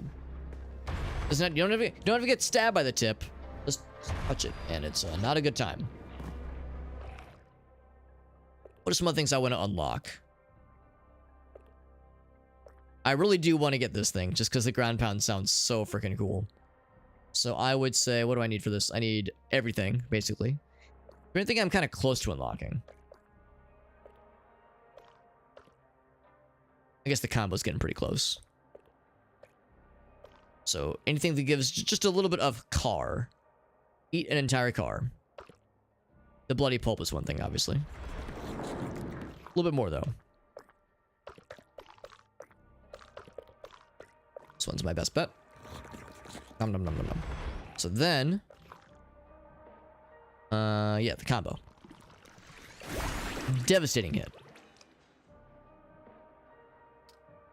People to sacrifice to the lobster god. I mean, the lobster god's appetite knows few bounds, so a lot for sure. 134, god damn. I'm down. I'm down for this, meerkat. To loosen it from its previous molted shell. Not molten, like molten lava. Hit enemy projectile. Okay, so you can block them, but I guess you don't, like, deliver them back to the sender. As cool as that would be. Anything else? Be kind of neat. Power boost? Sure, let's do that too. Yug and tip. Hashtag just the yug.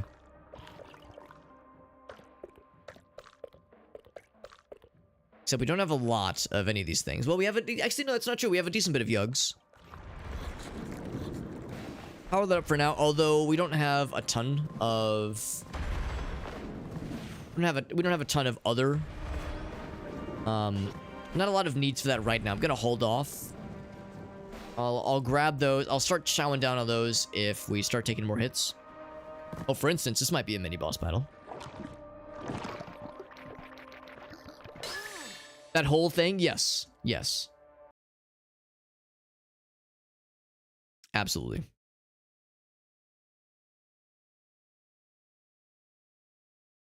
There we go. It is done. Successfully added. Number 284. We're quickly arriving at towards 300 total quotes. Marching confidently towards 300 quotes. My god. It says positioning is everything.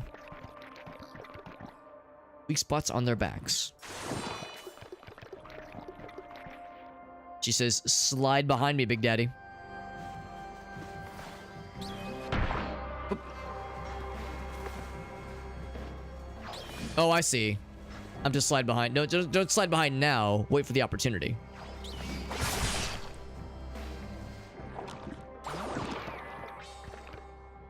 She says, do it again.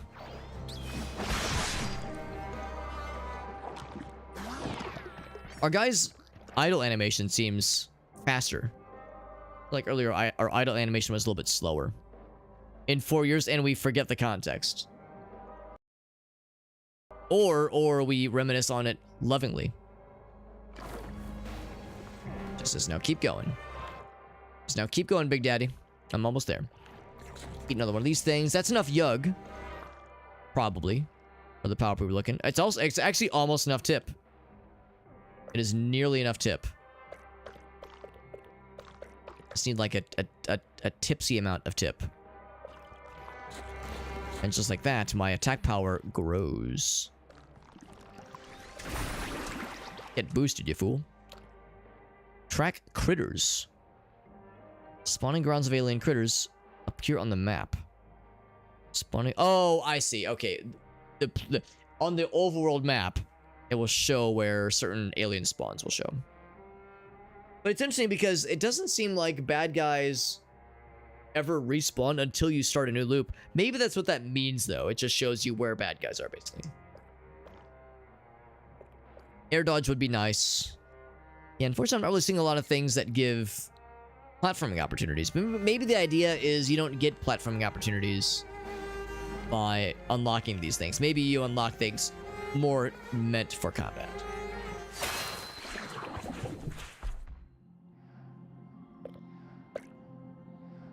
And of course, we don't have to worry about the Cortex thing because it's a little bit misleading. You can just access the Cortex anytime you want to. You don't have to be in one of these little save stations.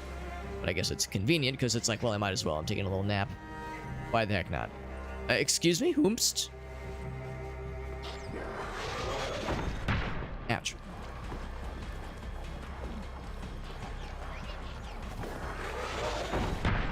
Okay, so that's not good. I can't just duck behind him. Damn. Okay, there we go. Oh, there we go. Oh, he falls on you. Damn.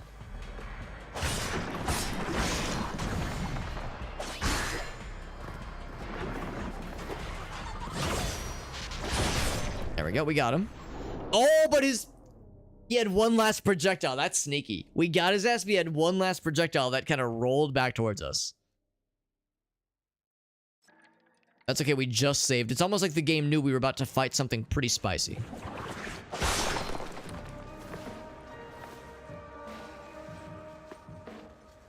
I guess this is where the projectile deflection thing would be pretty nifty. Oh, good to know. Oh, because I was pressing the wrong fucking button to dodge. No wonder. Whoa! Explodes instantly. What the heck? Didn't do that earlier. Yeah, so you can't duck underneath them. There we go.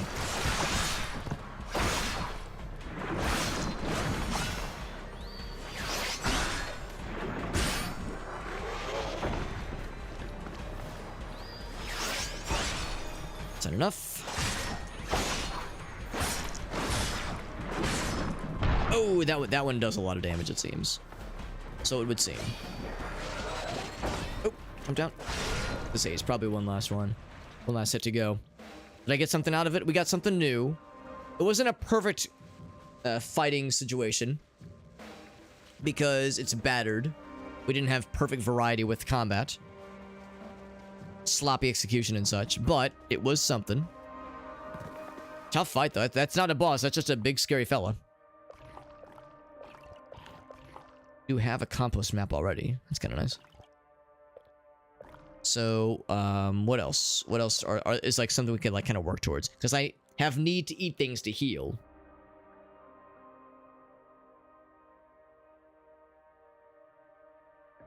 For someone to do that to you, Iggle Wiggles. I can't remember the context, but I'm just gonna go ahead and agree with you. The backdash emitter, that sounds good. Car and Hewick. Yeah, look at that thing. Because it's so battered, it has very little value. Some Hewick right there. And Car was the other one. That's a big health replenishment too. Actually, that's both. Yeah, that actually tickles both of the pickles that are necessary. Both relevant pickles are getting tickled by this. One more Hewick. Quick. Wrong button. And then... there we go. That back dash in midair, baby. Oh, for falling is... yes, you're very correct. Some people will pay top dollar for a quality set on my face experience. As they very well should. So yeah, that dash could come in handy. For getting me out of scary situations. Also... oh, I see there's something above. Something above, but I don't know how else I would get to it, so... this is a dead end then for some intents and by some purposes.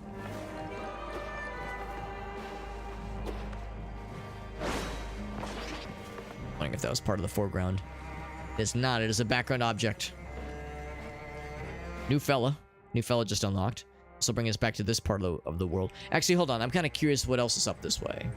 Oh, the answer is nothing. Well... something for sure, but nothing that I can reach.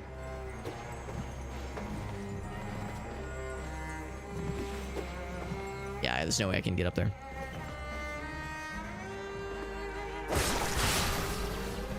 Bam!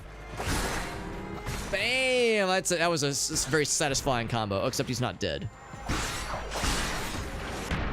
Oh my god, I'm getting the shit kicked out of me. Perfect! Shellick tentacle. I misread. I thought it said Shrek tentacle.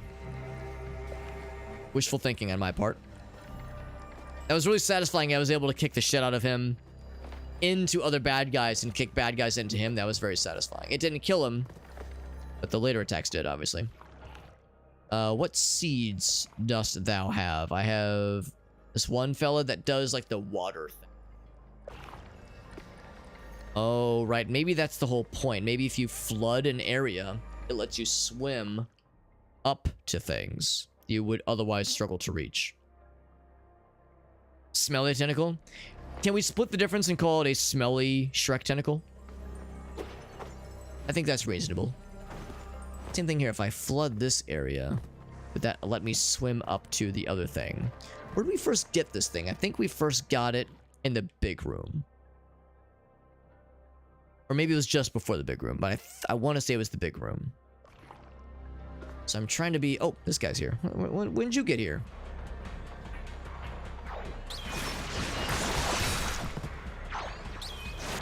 Oops.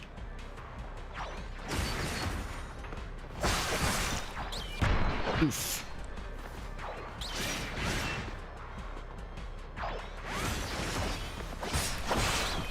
Oh man, that guy's got a lot of health. A spicy fella. I gotta get good with that reaction thing. The problem though is like, I can do the dodge rollout attack thing, and it's really cool. But the downside is that doing so gets me a less worthy reaction, or less worthy, not reaction, a less worthy result from the combat, because the meat is too battered. The idea is you have to do a bunch of variety attacks, like hit him with a bunch of different things.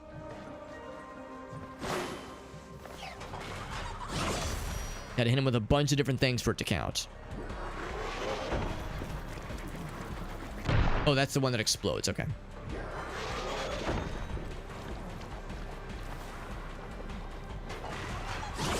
Ah, wrong button. God damn it.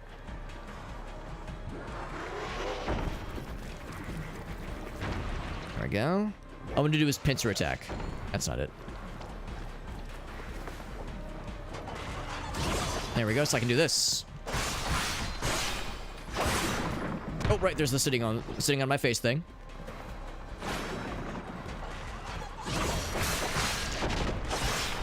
Oh, that's right. It has like a little rolling projectile. Forget about that shit. Forget about that shit. When's the giveaway? So we do have a giveaway unlocked for this game, but I don't actually have the giveaway in my hands right now. I don't have the Steam key in my hands right now.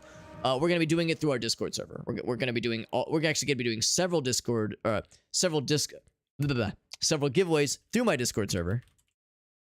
Fairly soon-ish, but probably not for another day or two, just because I need to get it set up.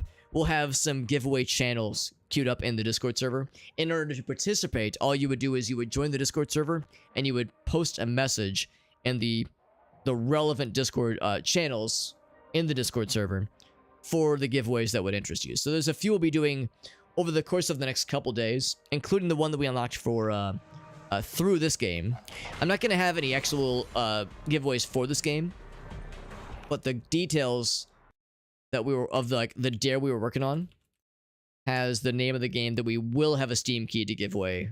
That'll be Sifu, which is a really cool martial arts game that is on Steam. I think it first released on the Epic Games Store, and it was an exclusive for a bit there. That's gonna pop. Yeah, it's gonna pop, and I'm not gonna be able to dodge it. There we go. Oh, dodge. There we go.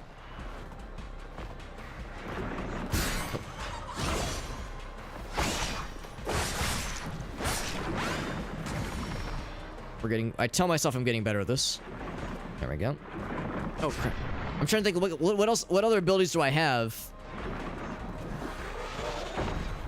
There we go. Now was that a?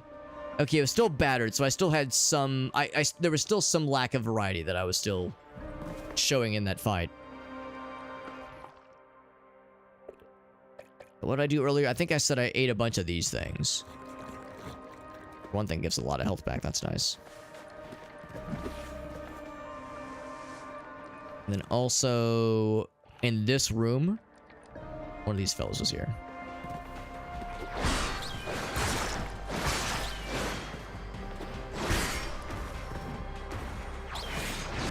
Oof, he still reached me. Oof. He's fast. He's a fast fella. Ugh.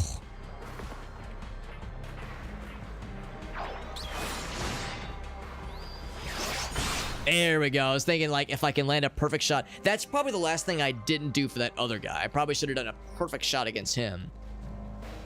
Or not a perfect shot. A charge shot. A charged attack against him.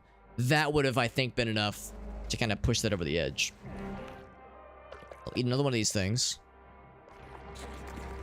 And then what was the power up I was working towards? I think it was not that one. I mean, it is glowing, which is neat. Was it the drop kick? No, but I do want that one. The air dodge, sure. The drop kicks does sound really cool though. That takes almost everything. Everything except for car.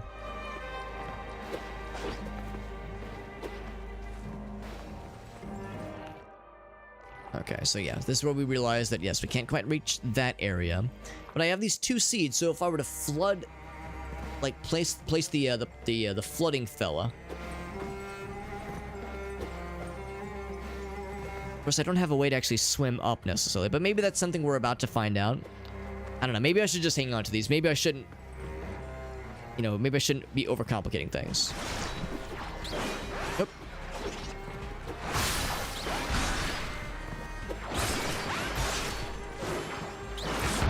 Ouch. I want to get the guy. Yeah, that's a problem. Damn it. I was trying to get that guy so I could launch him into the other fella. Jesus. All right.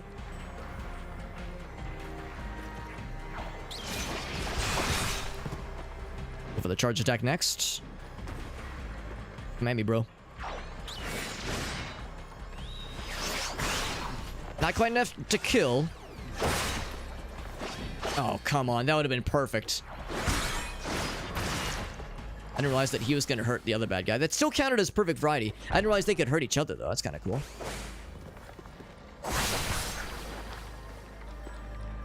Okay. Also, I think there must be a maximum amount I can carry for some things, because that's exactly what it is. I just auto-ate one of those things. Steam gift cards? I wish. I wish. No, those are very far and few between. Every once in a blue moon, Dare Drop, which is where I get my giveaways from, every once in a blue moon, they have challenges that do yield Steam gift card giveaways, but they're very infrequent. And usually, honestly, those are usually the first ones to go. Those are usually the first ones to get sniped up, scooped up rather. So, understandably so. So we need a little bit more. We're good on tip. We need a little bit more HWK homework. Not sure what that word would be. And then a little bit more yug.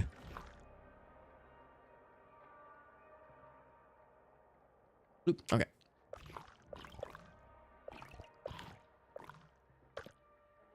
And out of curiosity, of course, we are full health right now, but just something for us to be aware of in the near future.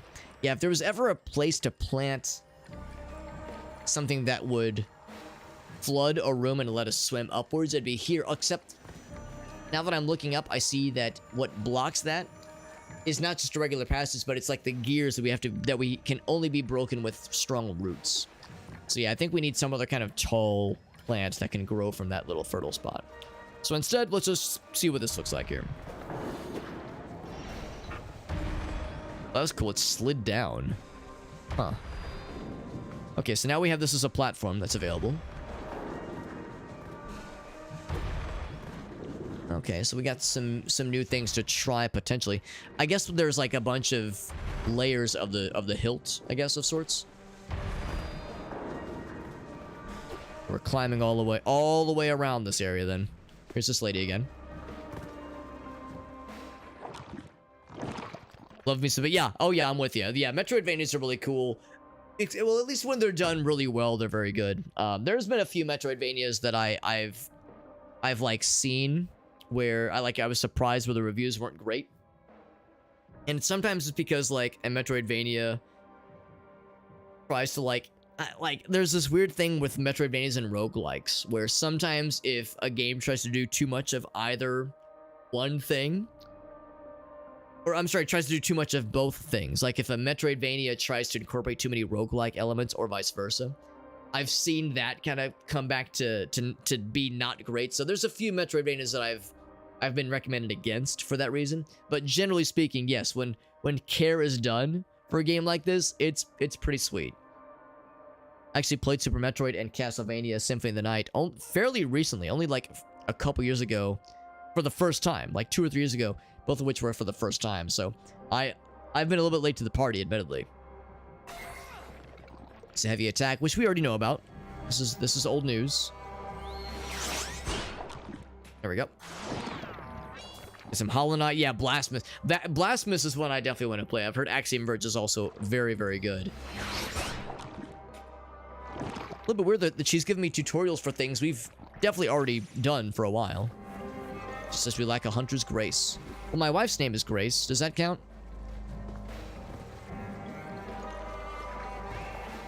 Oh, whoops. I was trying to for the action button to do the little charge attack, but then I realized he's got the shield up.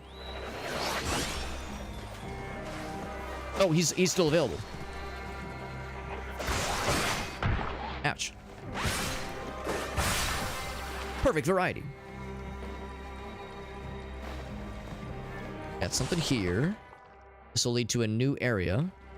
And I go up here. I think I know the answer. I cannot reach up there, I don't think.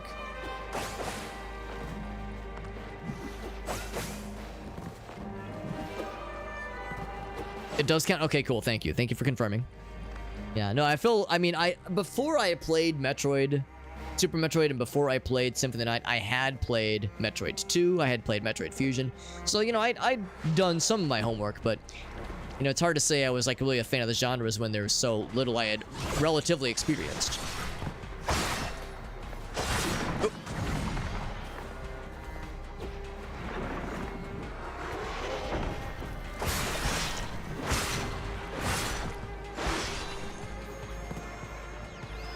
And bam! Perfect variety. There we go. And that gives us the fancy version of the melon kernel. With a very brief description, but a buttery smell. Buttery yolk smell. It is satisfying when you have enough tools at your disposal to pull off the really cool variety hits that get you like the juiciest, floppiest, sloppiest, gloppiest monster parts in this game. There's something deeply satisfying about it. Love me some good monster glops and some slops and some blops. What can I say? And sneak attack. Bam! Didn't fucking kill him, but it made him sad. Do the spiky thing again. Do it. So I can do this. Fuck you, fuck you, fuck you. Oops. Oh, ouch. I can't really... Oh, there we go. There's our chance, yes. I'm gonna say I can't dodge through him until he tries one of his little fancy attacks. How am I on the brain juice? I need some yug and some whips, which is exactly what this is. Perfect. And now, my next trick.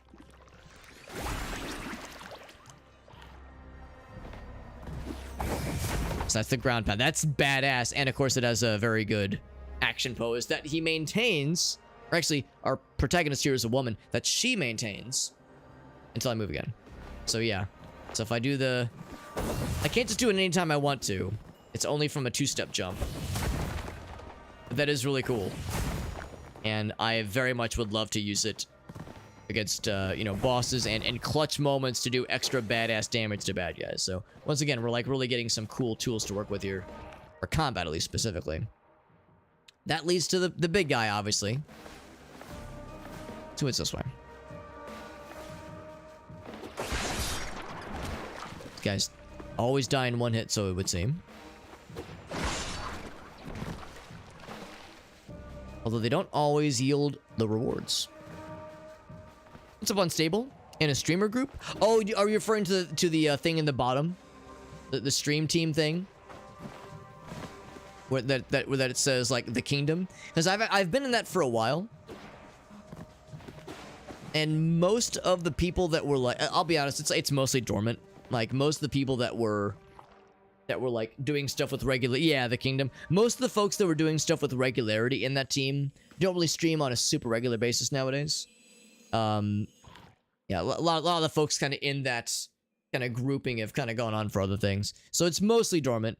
But it looks nice. You know, it looks nice, I suppose. It was active for a bit though, which was kind of cool. But yeah, for now it's just nice. You know, it's just a nice thing. But yeah, I would say if there was ever an opportunity to join another team, I would consider it at least. But it's just there for funsies. Also, we've now kind of emerged in an area that is closer to this whole area again. That's not the...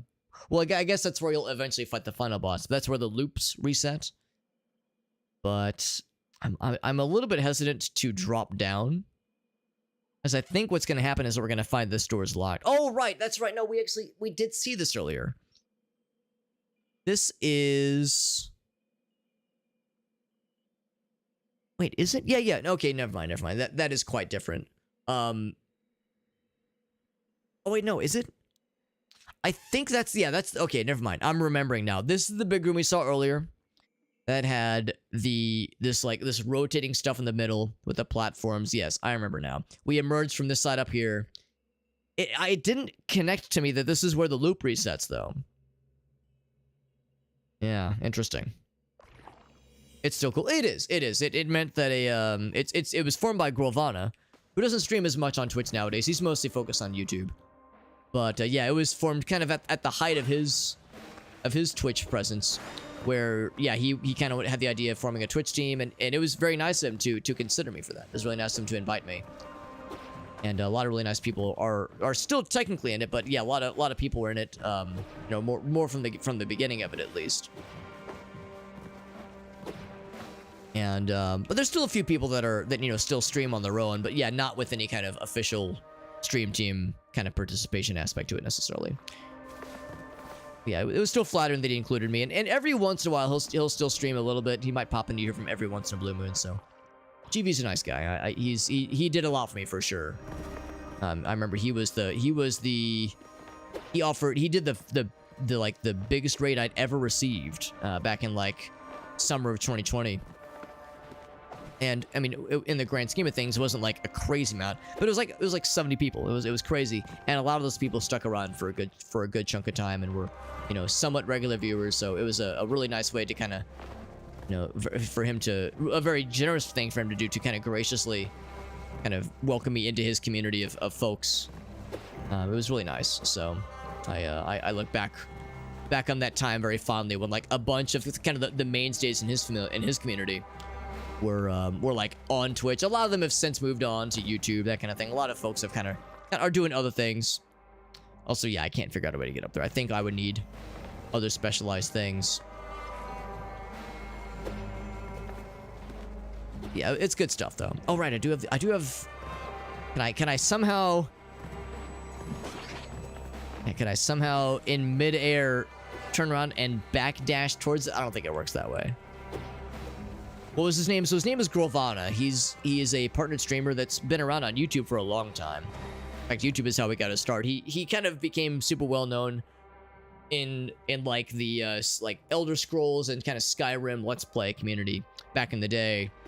And he started to be, well, not started, for a while now he's been focused more on non-Elder Scrolls and non-Bethesda games, just because he got kind of burnt out on it.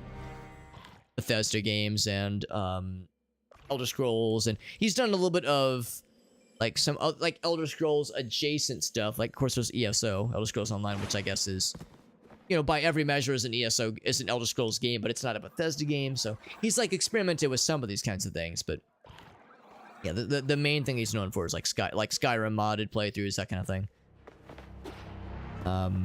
But yeah, he's a good guy. He's even though he's mostly gone to YouTube.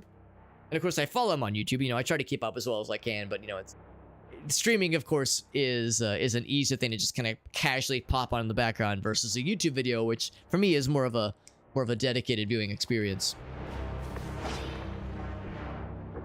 So it's a different ball game, but not a better or worse ball game, just a different one. I could tell he was getting a little bit frustrated just because it was harder for him to keep up with streams, like a stream schedule, and a lot of the regulars, and I've noticed this too, a lot of the people that were regulars in his community and like kind of in that corner of people that, again, were more into Skyrim, more into Bethesda games. A lot of those folks just aren't on Twitch, very very much anymore, or at least I haven't seen evidence of them being on Twitch anymore. So, because yeah, a lot of his community were people that were big into Elder Scrolls. And yeah, the reality is that just a lot of folks are just, they're just not around. I mean, Twitch has, of course, lost viewership, over like the past couple years. I think there was a bit of a gain back this past year. It's not all doom and gloom, but yeah, I mean, most folks would agree that, like, I would not even a matter of agreement. I think the numbers speak for themselves. I think the general gist is that, yeah, the viewership went down. There we go. Some like not insignificant percentage, something like 15% or something like that.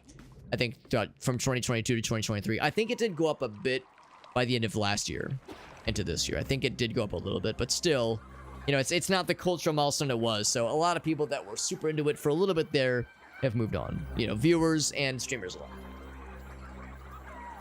One inventory slot, really, dude? You did? That's amazing. Did you stream it, or was it just like a challenge just for funsies? Or like if you streamed it or YouTubed it, like recorded, I would have loved to have seen it. It sounds truly wild. Alright, so they give me some mushishi. I'm just gonna assume I'm to plant mushishi right here. I think that's exactly what I have out right now.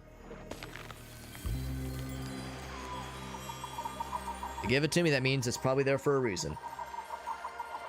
Except that's the moss stuff. Why would you want to plant that there? Oh, it was crashing too much. That's a shame. Were you using any wild or weird mods to make it happen, or was it just the game being a Bethesda game and it was just crashing because it wanted to?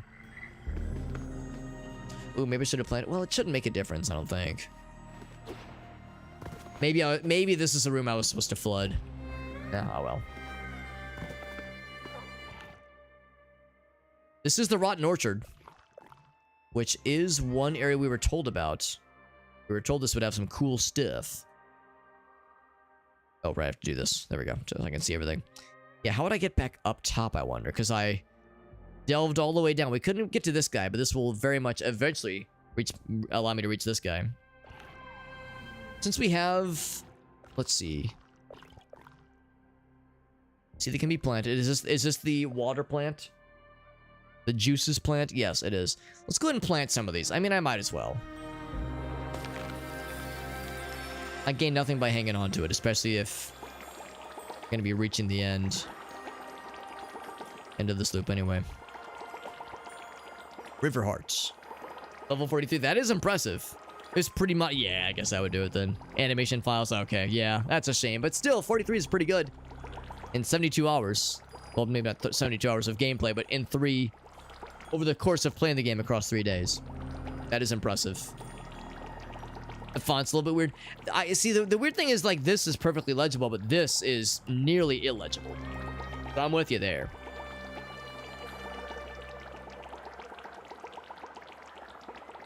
She had like a coral choir of polyps, reaching for the mind's eye to console and cleanse it.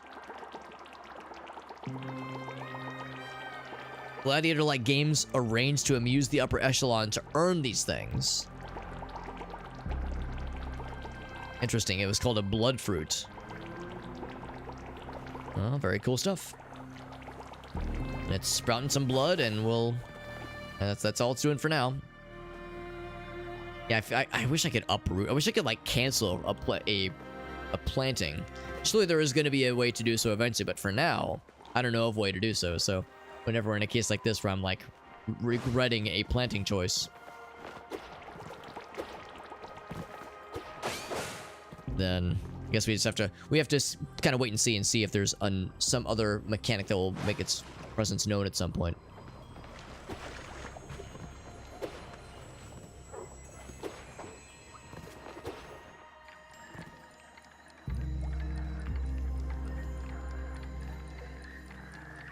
But now, yeah, have some comprehension issues sometimes, but not dyslexic. It's different for everybody. I mean, I would say that, yeah, in general, there are people that very much would probably be in a similar situation where it's like they don't have anything that's officially diagnosed, or maybe even nothing that can be diagnosed. But yeah, just some kinds of sounds are hard to pick up on. Certain kinds of things are hard to read. Certain kinds of, whether they be fonts, whether they be or even certain kinds of words, or just in certain circumstances. Everyone's, you know, it's there's all these real world variables. Whomst is this guy? Doesn't matter because I killed the shit out of him. He thought he was so fancy. He like had this cool introduction. The music kind of changed a little bit. And I fucking knopped his trunk off. I trunked his knopper off. And then I immediately felt bad about it. Not really.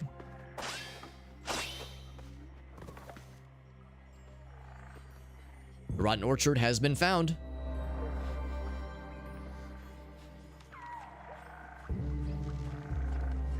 Rotten orchard. I'm thinking about the what is it?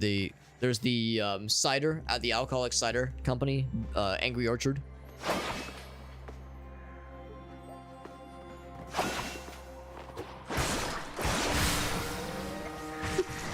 Did they collide into perfect variety? They sure did. That's, and all the juices. That one is beat to a bloody pulp. Just fine. Bloody pulp is still useful. It's not pretty, but it is useful. I got a whole new area here. Another one of the mushishis. Ooh, that's pretty good. I like that. Make that jump, I sure can. Get another brain power thingy.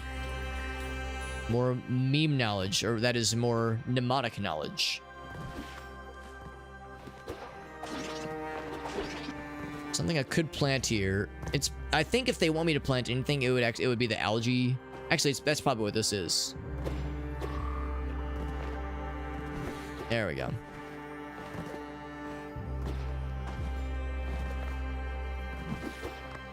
What if I do this?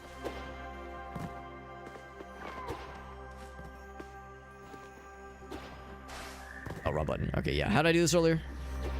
There we go. That kind of lets you sequence break it a little bit. I think you're not supposed to be able to make that jump. I think the idea is that the game expects you to use this thing. Yeah, to grow vines that let you swing across. So I've apparently been in this. Oh, we did see that area from afar. Yes, we've been in this overall space before, clearly. Also, I get to pick out a thing that I want to bookmark. A little brain piece I want to bookmark that I can keep forever. Did I already set one for the dive kick? The drop kick? Yes, I do. Good. Because I like that ability a lot. I might save attack combo, or attack power, that is, or I might save the air tesseract. The two-step attack is cool, but it's not always very practical. Whereas this thing is great. I like that a lot. Just takes a while sometimes, sure. Yeah. And that's fair. I mean, everyone's brain works differently. So even if there's like, nothing diagnosable, it doesn't mean there's anything wrong with that necessarily either. To me, that means you're very contemplative. You're very contemplative and very deliberate when you read something. Like sometimes people might like read something and just kind of gloss over, like, okay, I got the greatest hits of this. I don't need the details. I don't need the gist of it. I got the basic gist. I'm good. Which is fine too. I do that. I do that all the time when I'm streaming. In fact, I did it with your comment because, I'm trying to play the game. I'm trying to kind of bounce around and keep things moving. So, sometimes just the gist of it is plenty. But other times, yeah, it's nice to like really kind of marinate on something you're trying to drink in. So once again, I don't know if it's proper form to plant that seed there. Let's just see what's over this way first. Probably a save point is not too far from here. Too far in our future. Another one of the fellas. We're going in the right general direction. There, Mushishi.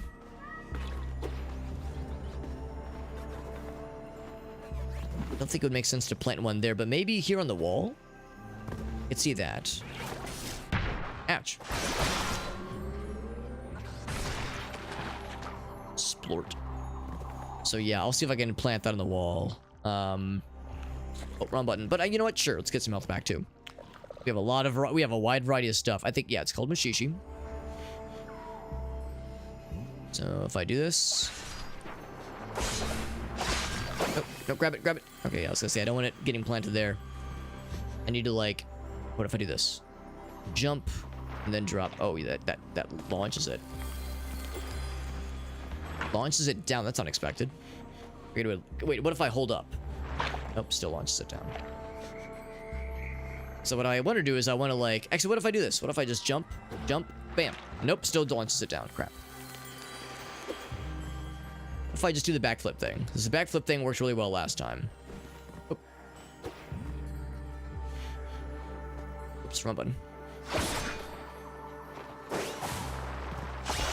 Shit. That was... I think I had the right idea.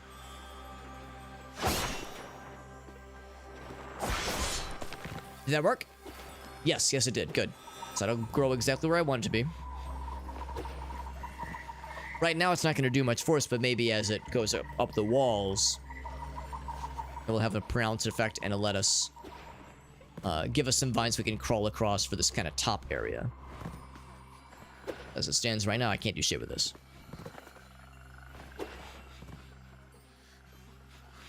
Right. Yeah.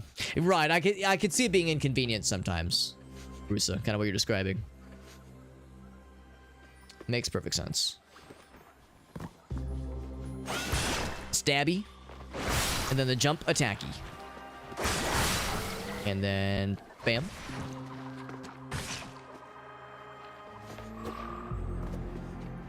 That is a very satisfying thing to pull off. It's pretty cool. I like it a lot. A lot. Presumably, to get to that guy, we have to go to that top path. Oh, wrong button. I didn't mean to drop that thing like a dingus. Oh, this guy saw me.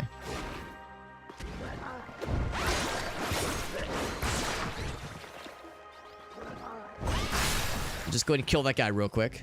This guy's just hanging around, being a freaking goober. Ouch. Ooh, he's kind of kicking the shit out of me, though. Land, you fool. Right. It wasn't a perfect win, but it was a battered win. Is there? Let's see. What else should I work towards? I feel like I've unlocked so much stuff for this loop. Quick follow up sounds nice. Yeah, let's give me some yug so I can do quick follow up. Big yug energy. Oh, what was the other thing? It was yug and something else. And a little bit of tip. Just a little bit of the tip. Just a little bit.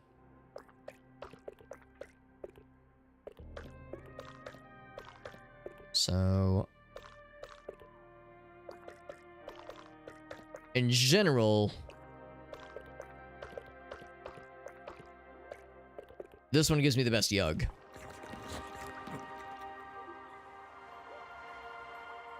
Just gonna hold off on eating any more of those, because I might need more as health replenishings soon.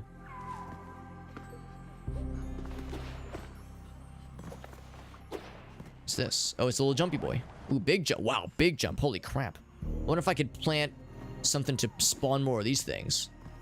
Because that would solve all my problems. Except when they're at an angle like that. Oh, there you go. Just kind of jump off of them. That was pretty. That was a pretty splorchy. Lost Legacy. I have a feeling we're gonna hit a dead end pretty soon here. Ouch. I'm trying to see if I can, like, duck behind. Seems like he's just projectiles. Ouch.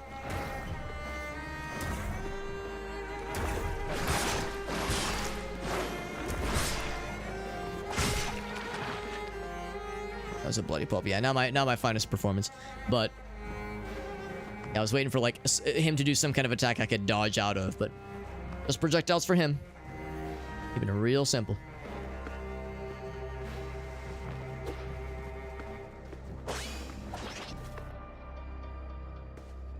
there's just... We've been exploring a lot, and I haven't had a save point in a hot minute. Their Aegis Seed. Might be just breaking these blood vials. Although maybe that's what the Aegis stuff is. And you know what? There's like a thingy for it right there. And this door is ominously locked. But yeah, maybe that's a sign then. Is that what I have selected right now? It is. Same thing as I did earlier. Oops.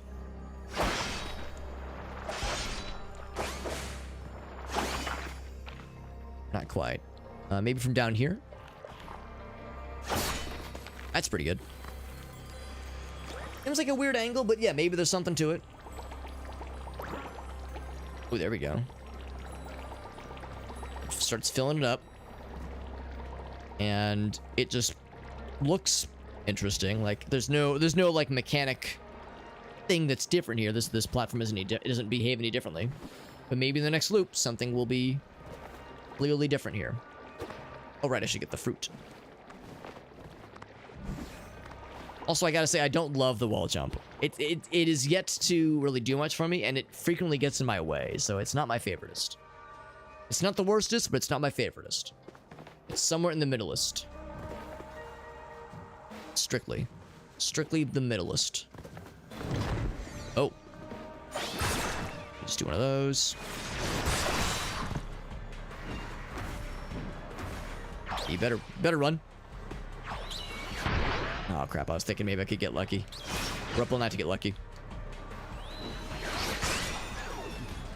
Oh, I didn't realize he had a Ooh, shit. Oh man, he's kicking my ass. Of course I can eat things. There's no shame in going for the eats.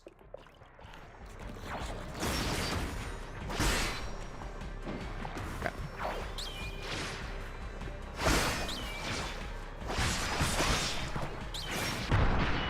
That shield is not doing me any favors. There we go. I was gonna say this will probably fucking pulpify him. Yeah, good to know that you can. Well, the only downside with eating during a mid fight is that you can pause and select what you want to eat, but the eating itself does have an animation. So it's like, you know, you gotta stop and time when you drink your Estus flask in Dark Souls. Same kind of deal here. What I'm getting at is that this game is exactly like Dark Souls. No, I'm not saying that at all.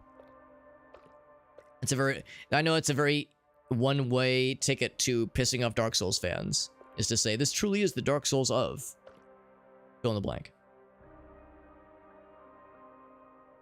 Excuse me while I just sneeze loudly.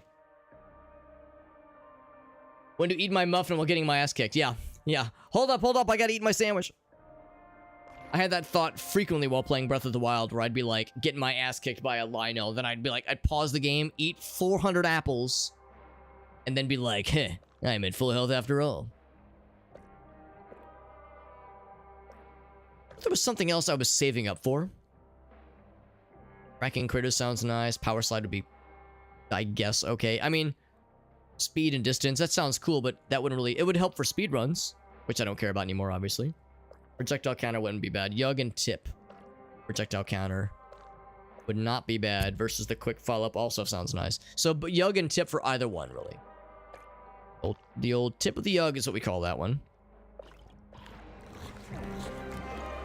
Like that's like vaguely almost like like some kind of foreign country would say that, like, top of the morning to you. Ah, tip of the Yug to you.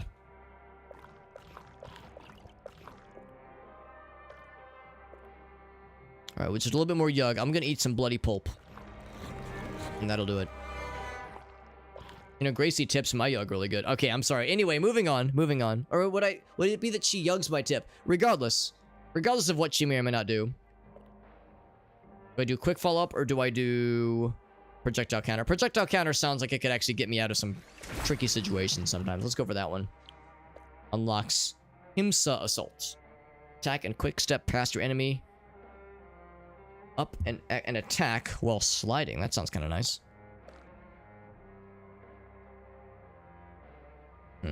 Also, Bonnie the dog is being a good sweetie. Being a good girl. Jungle enemies cause. Oh, that's nice. That'd be a nice one too. 400 potatoes in Skyrim. There you go. Yeah, eat a bunch of cheese wheels. Yeah. Yeah, it's extremely real. You're telling me that's not realistic? Freezing time, eating like an entire village's worth of raw potatoes or raw wheels of cheese. Somehow being healthy after doing so, like somehow improving your health after doing so, and then, you know, fighting as if nothing bad just happened, as if you just did not completely wreck your GI system. Seems legit. Oh, now I can go that way. That's kind of slick. Man, where am I going? At one point I was thinking, oh, cool, I'm like doing like a quick little dalliance into an area that is like gonna quickly reach its end. But here I am, still going deep. Going real deep into like a whole new world I never knew. Which is to say, a whole biome that I might not supposed to be, like a biome that I'm not supposed to be in. Maybe I feel like it's a bit of a, maybe not a sequence break, but it's like I'm gonna hit a dead end soon. That is gonna be the game saying, of course, what were you expecting? Ain't no way. Ain't no way. It's because he's superhuman. Well, there you go. That's the explanation. There's an in-lore explanation. Just eats that fast, yeah. It's a weird word. It's a weird word and a very non-English word, obviously. But that being said, friends, it is pretty late. I'm gonna go ahead and wrap it up here. I don't know if you can tell. I can like feel myself getting pretty tired, so I'm just gonna go ahead and wrap it up here. But it's 1 a.m. my time. That's a respectable playthrough. And of course, we just saved, so this is the goodest time of good of a time as any to save.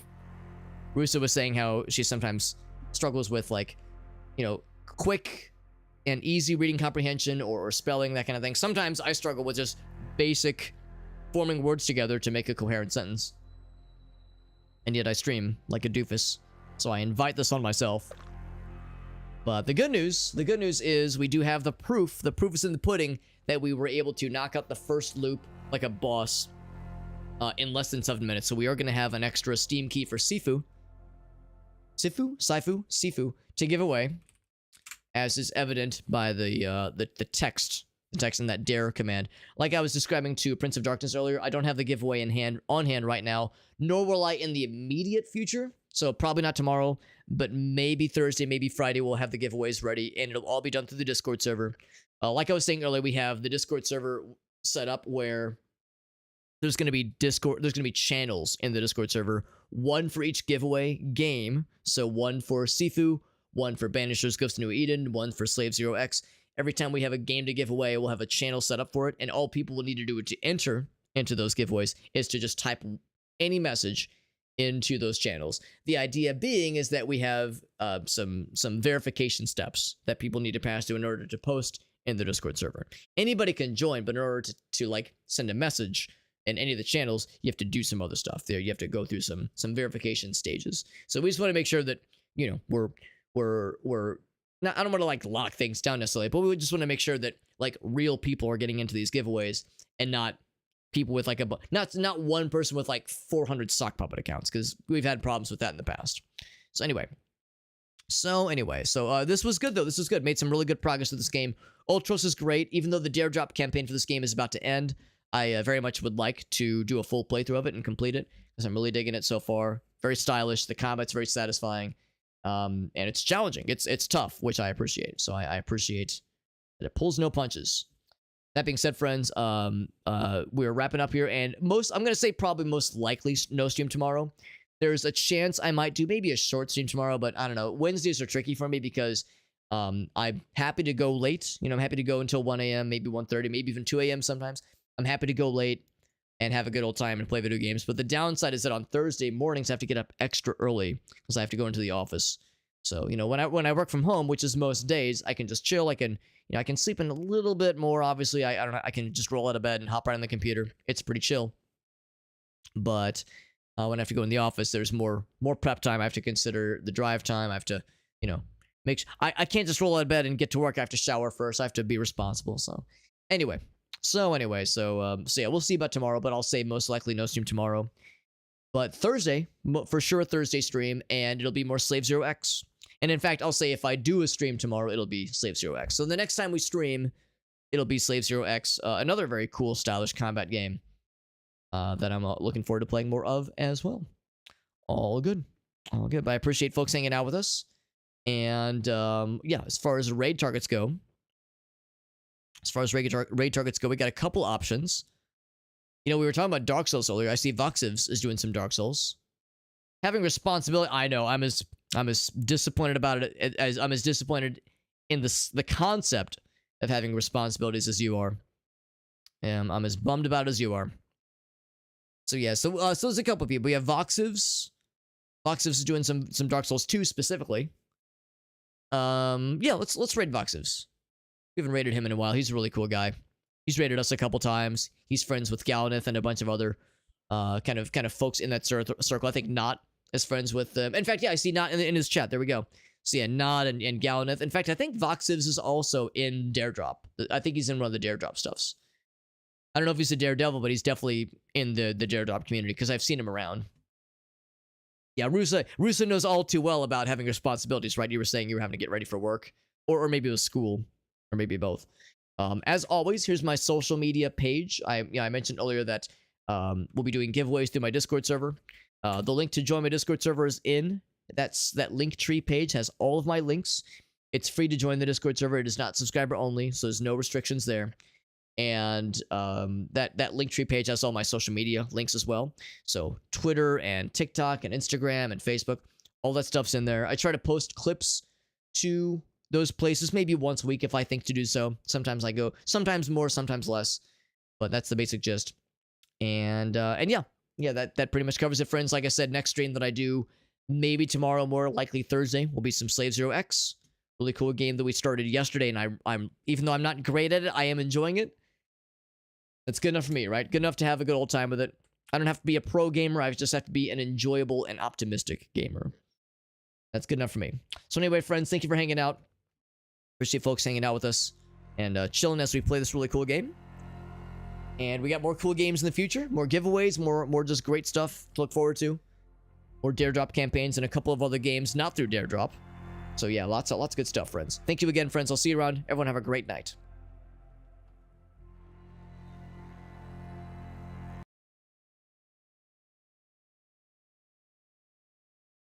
Hey, where are these hoses at? Hey! Fuck your life. Bing bong.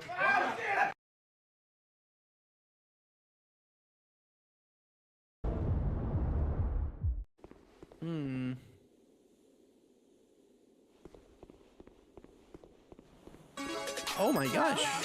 Hobbit. Yo, what's going on, dude? Hi. Gosso, welcome in. How are you, dude? Hello. How's your stream?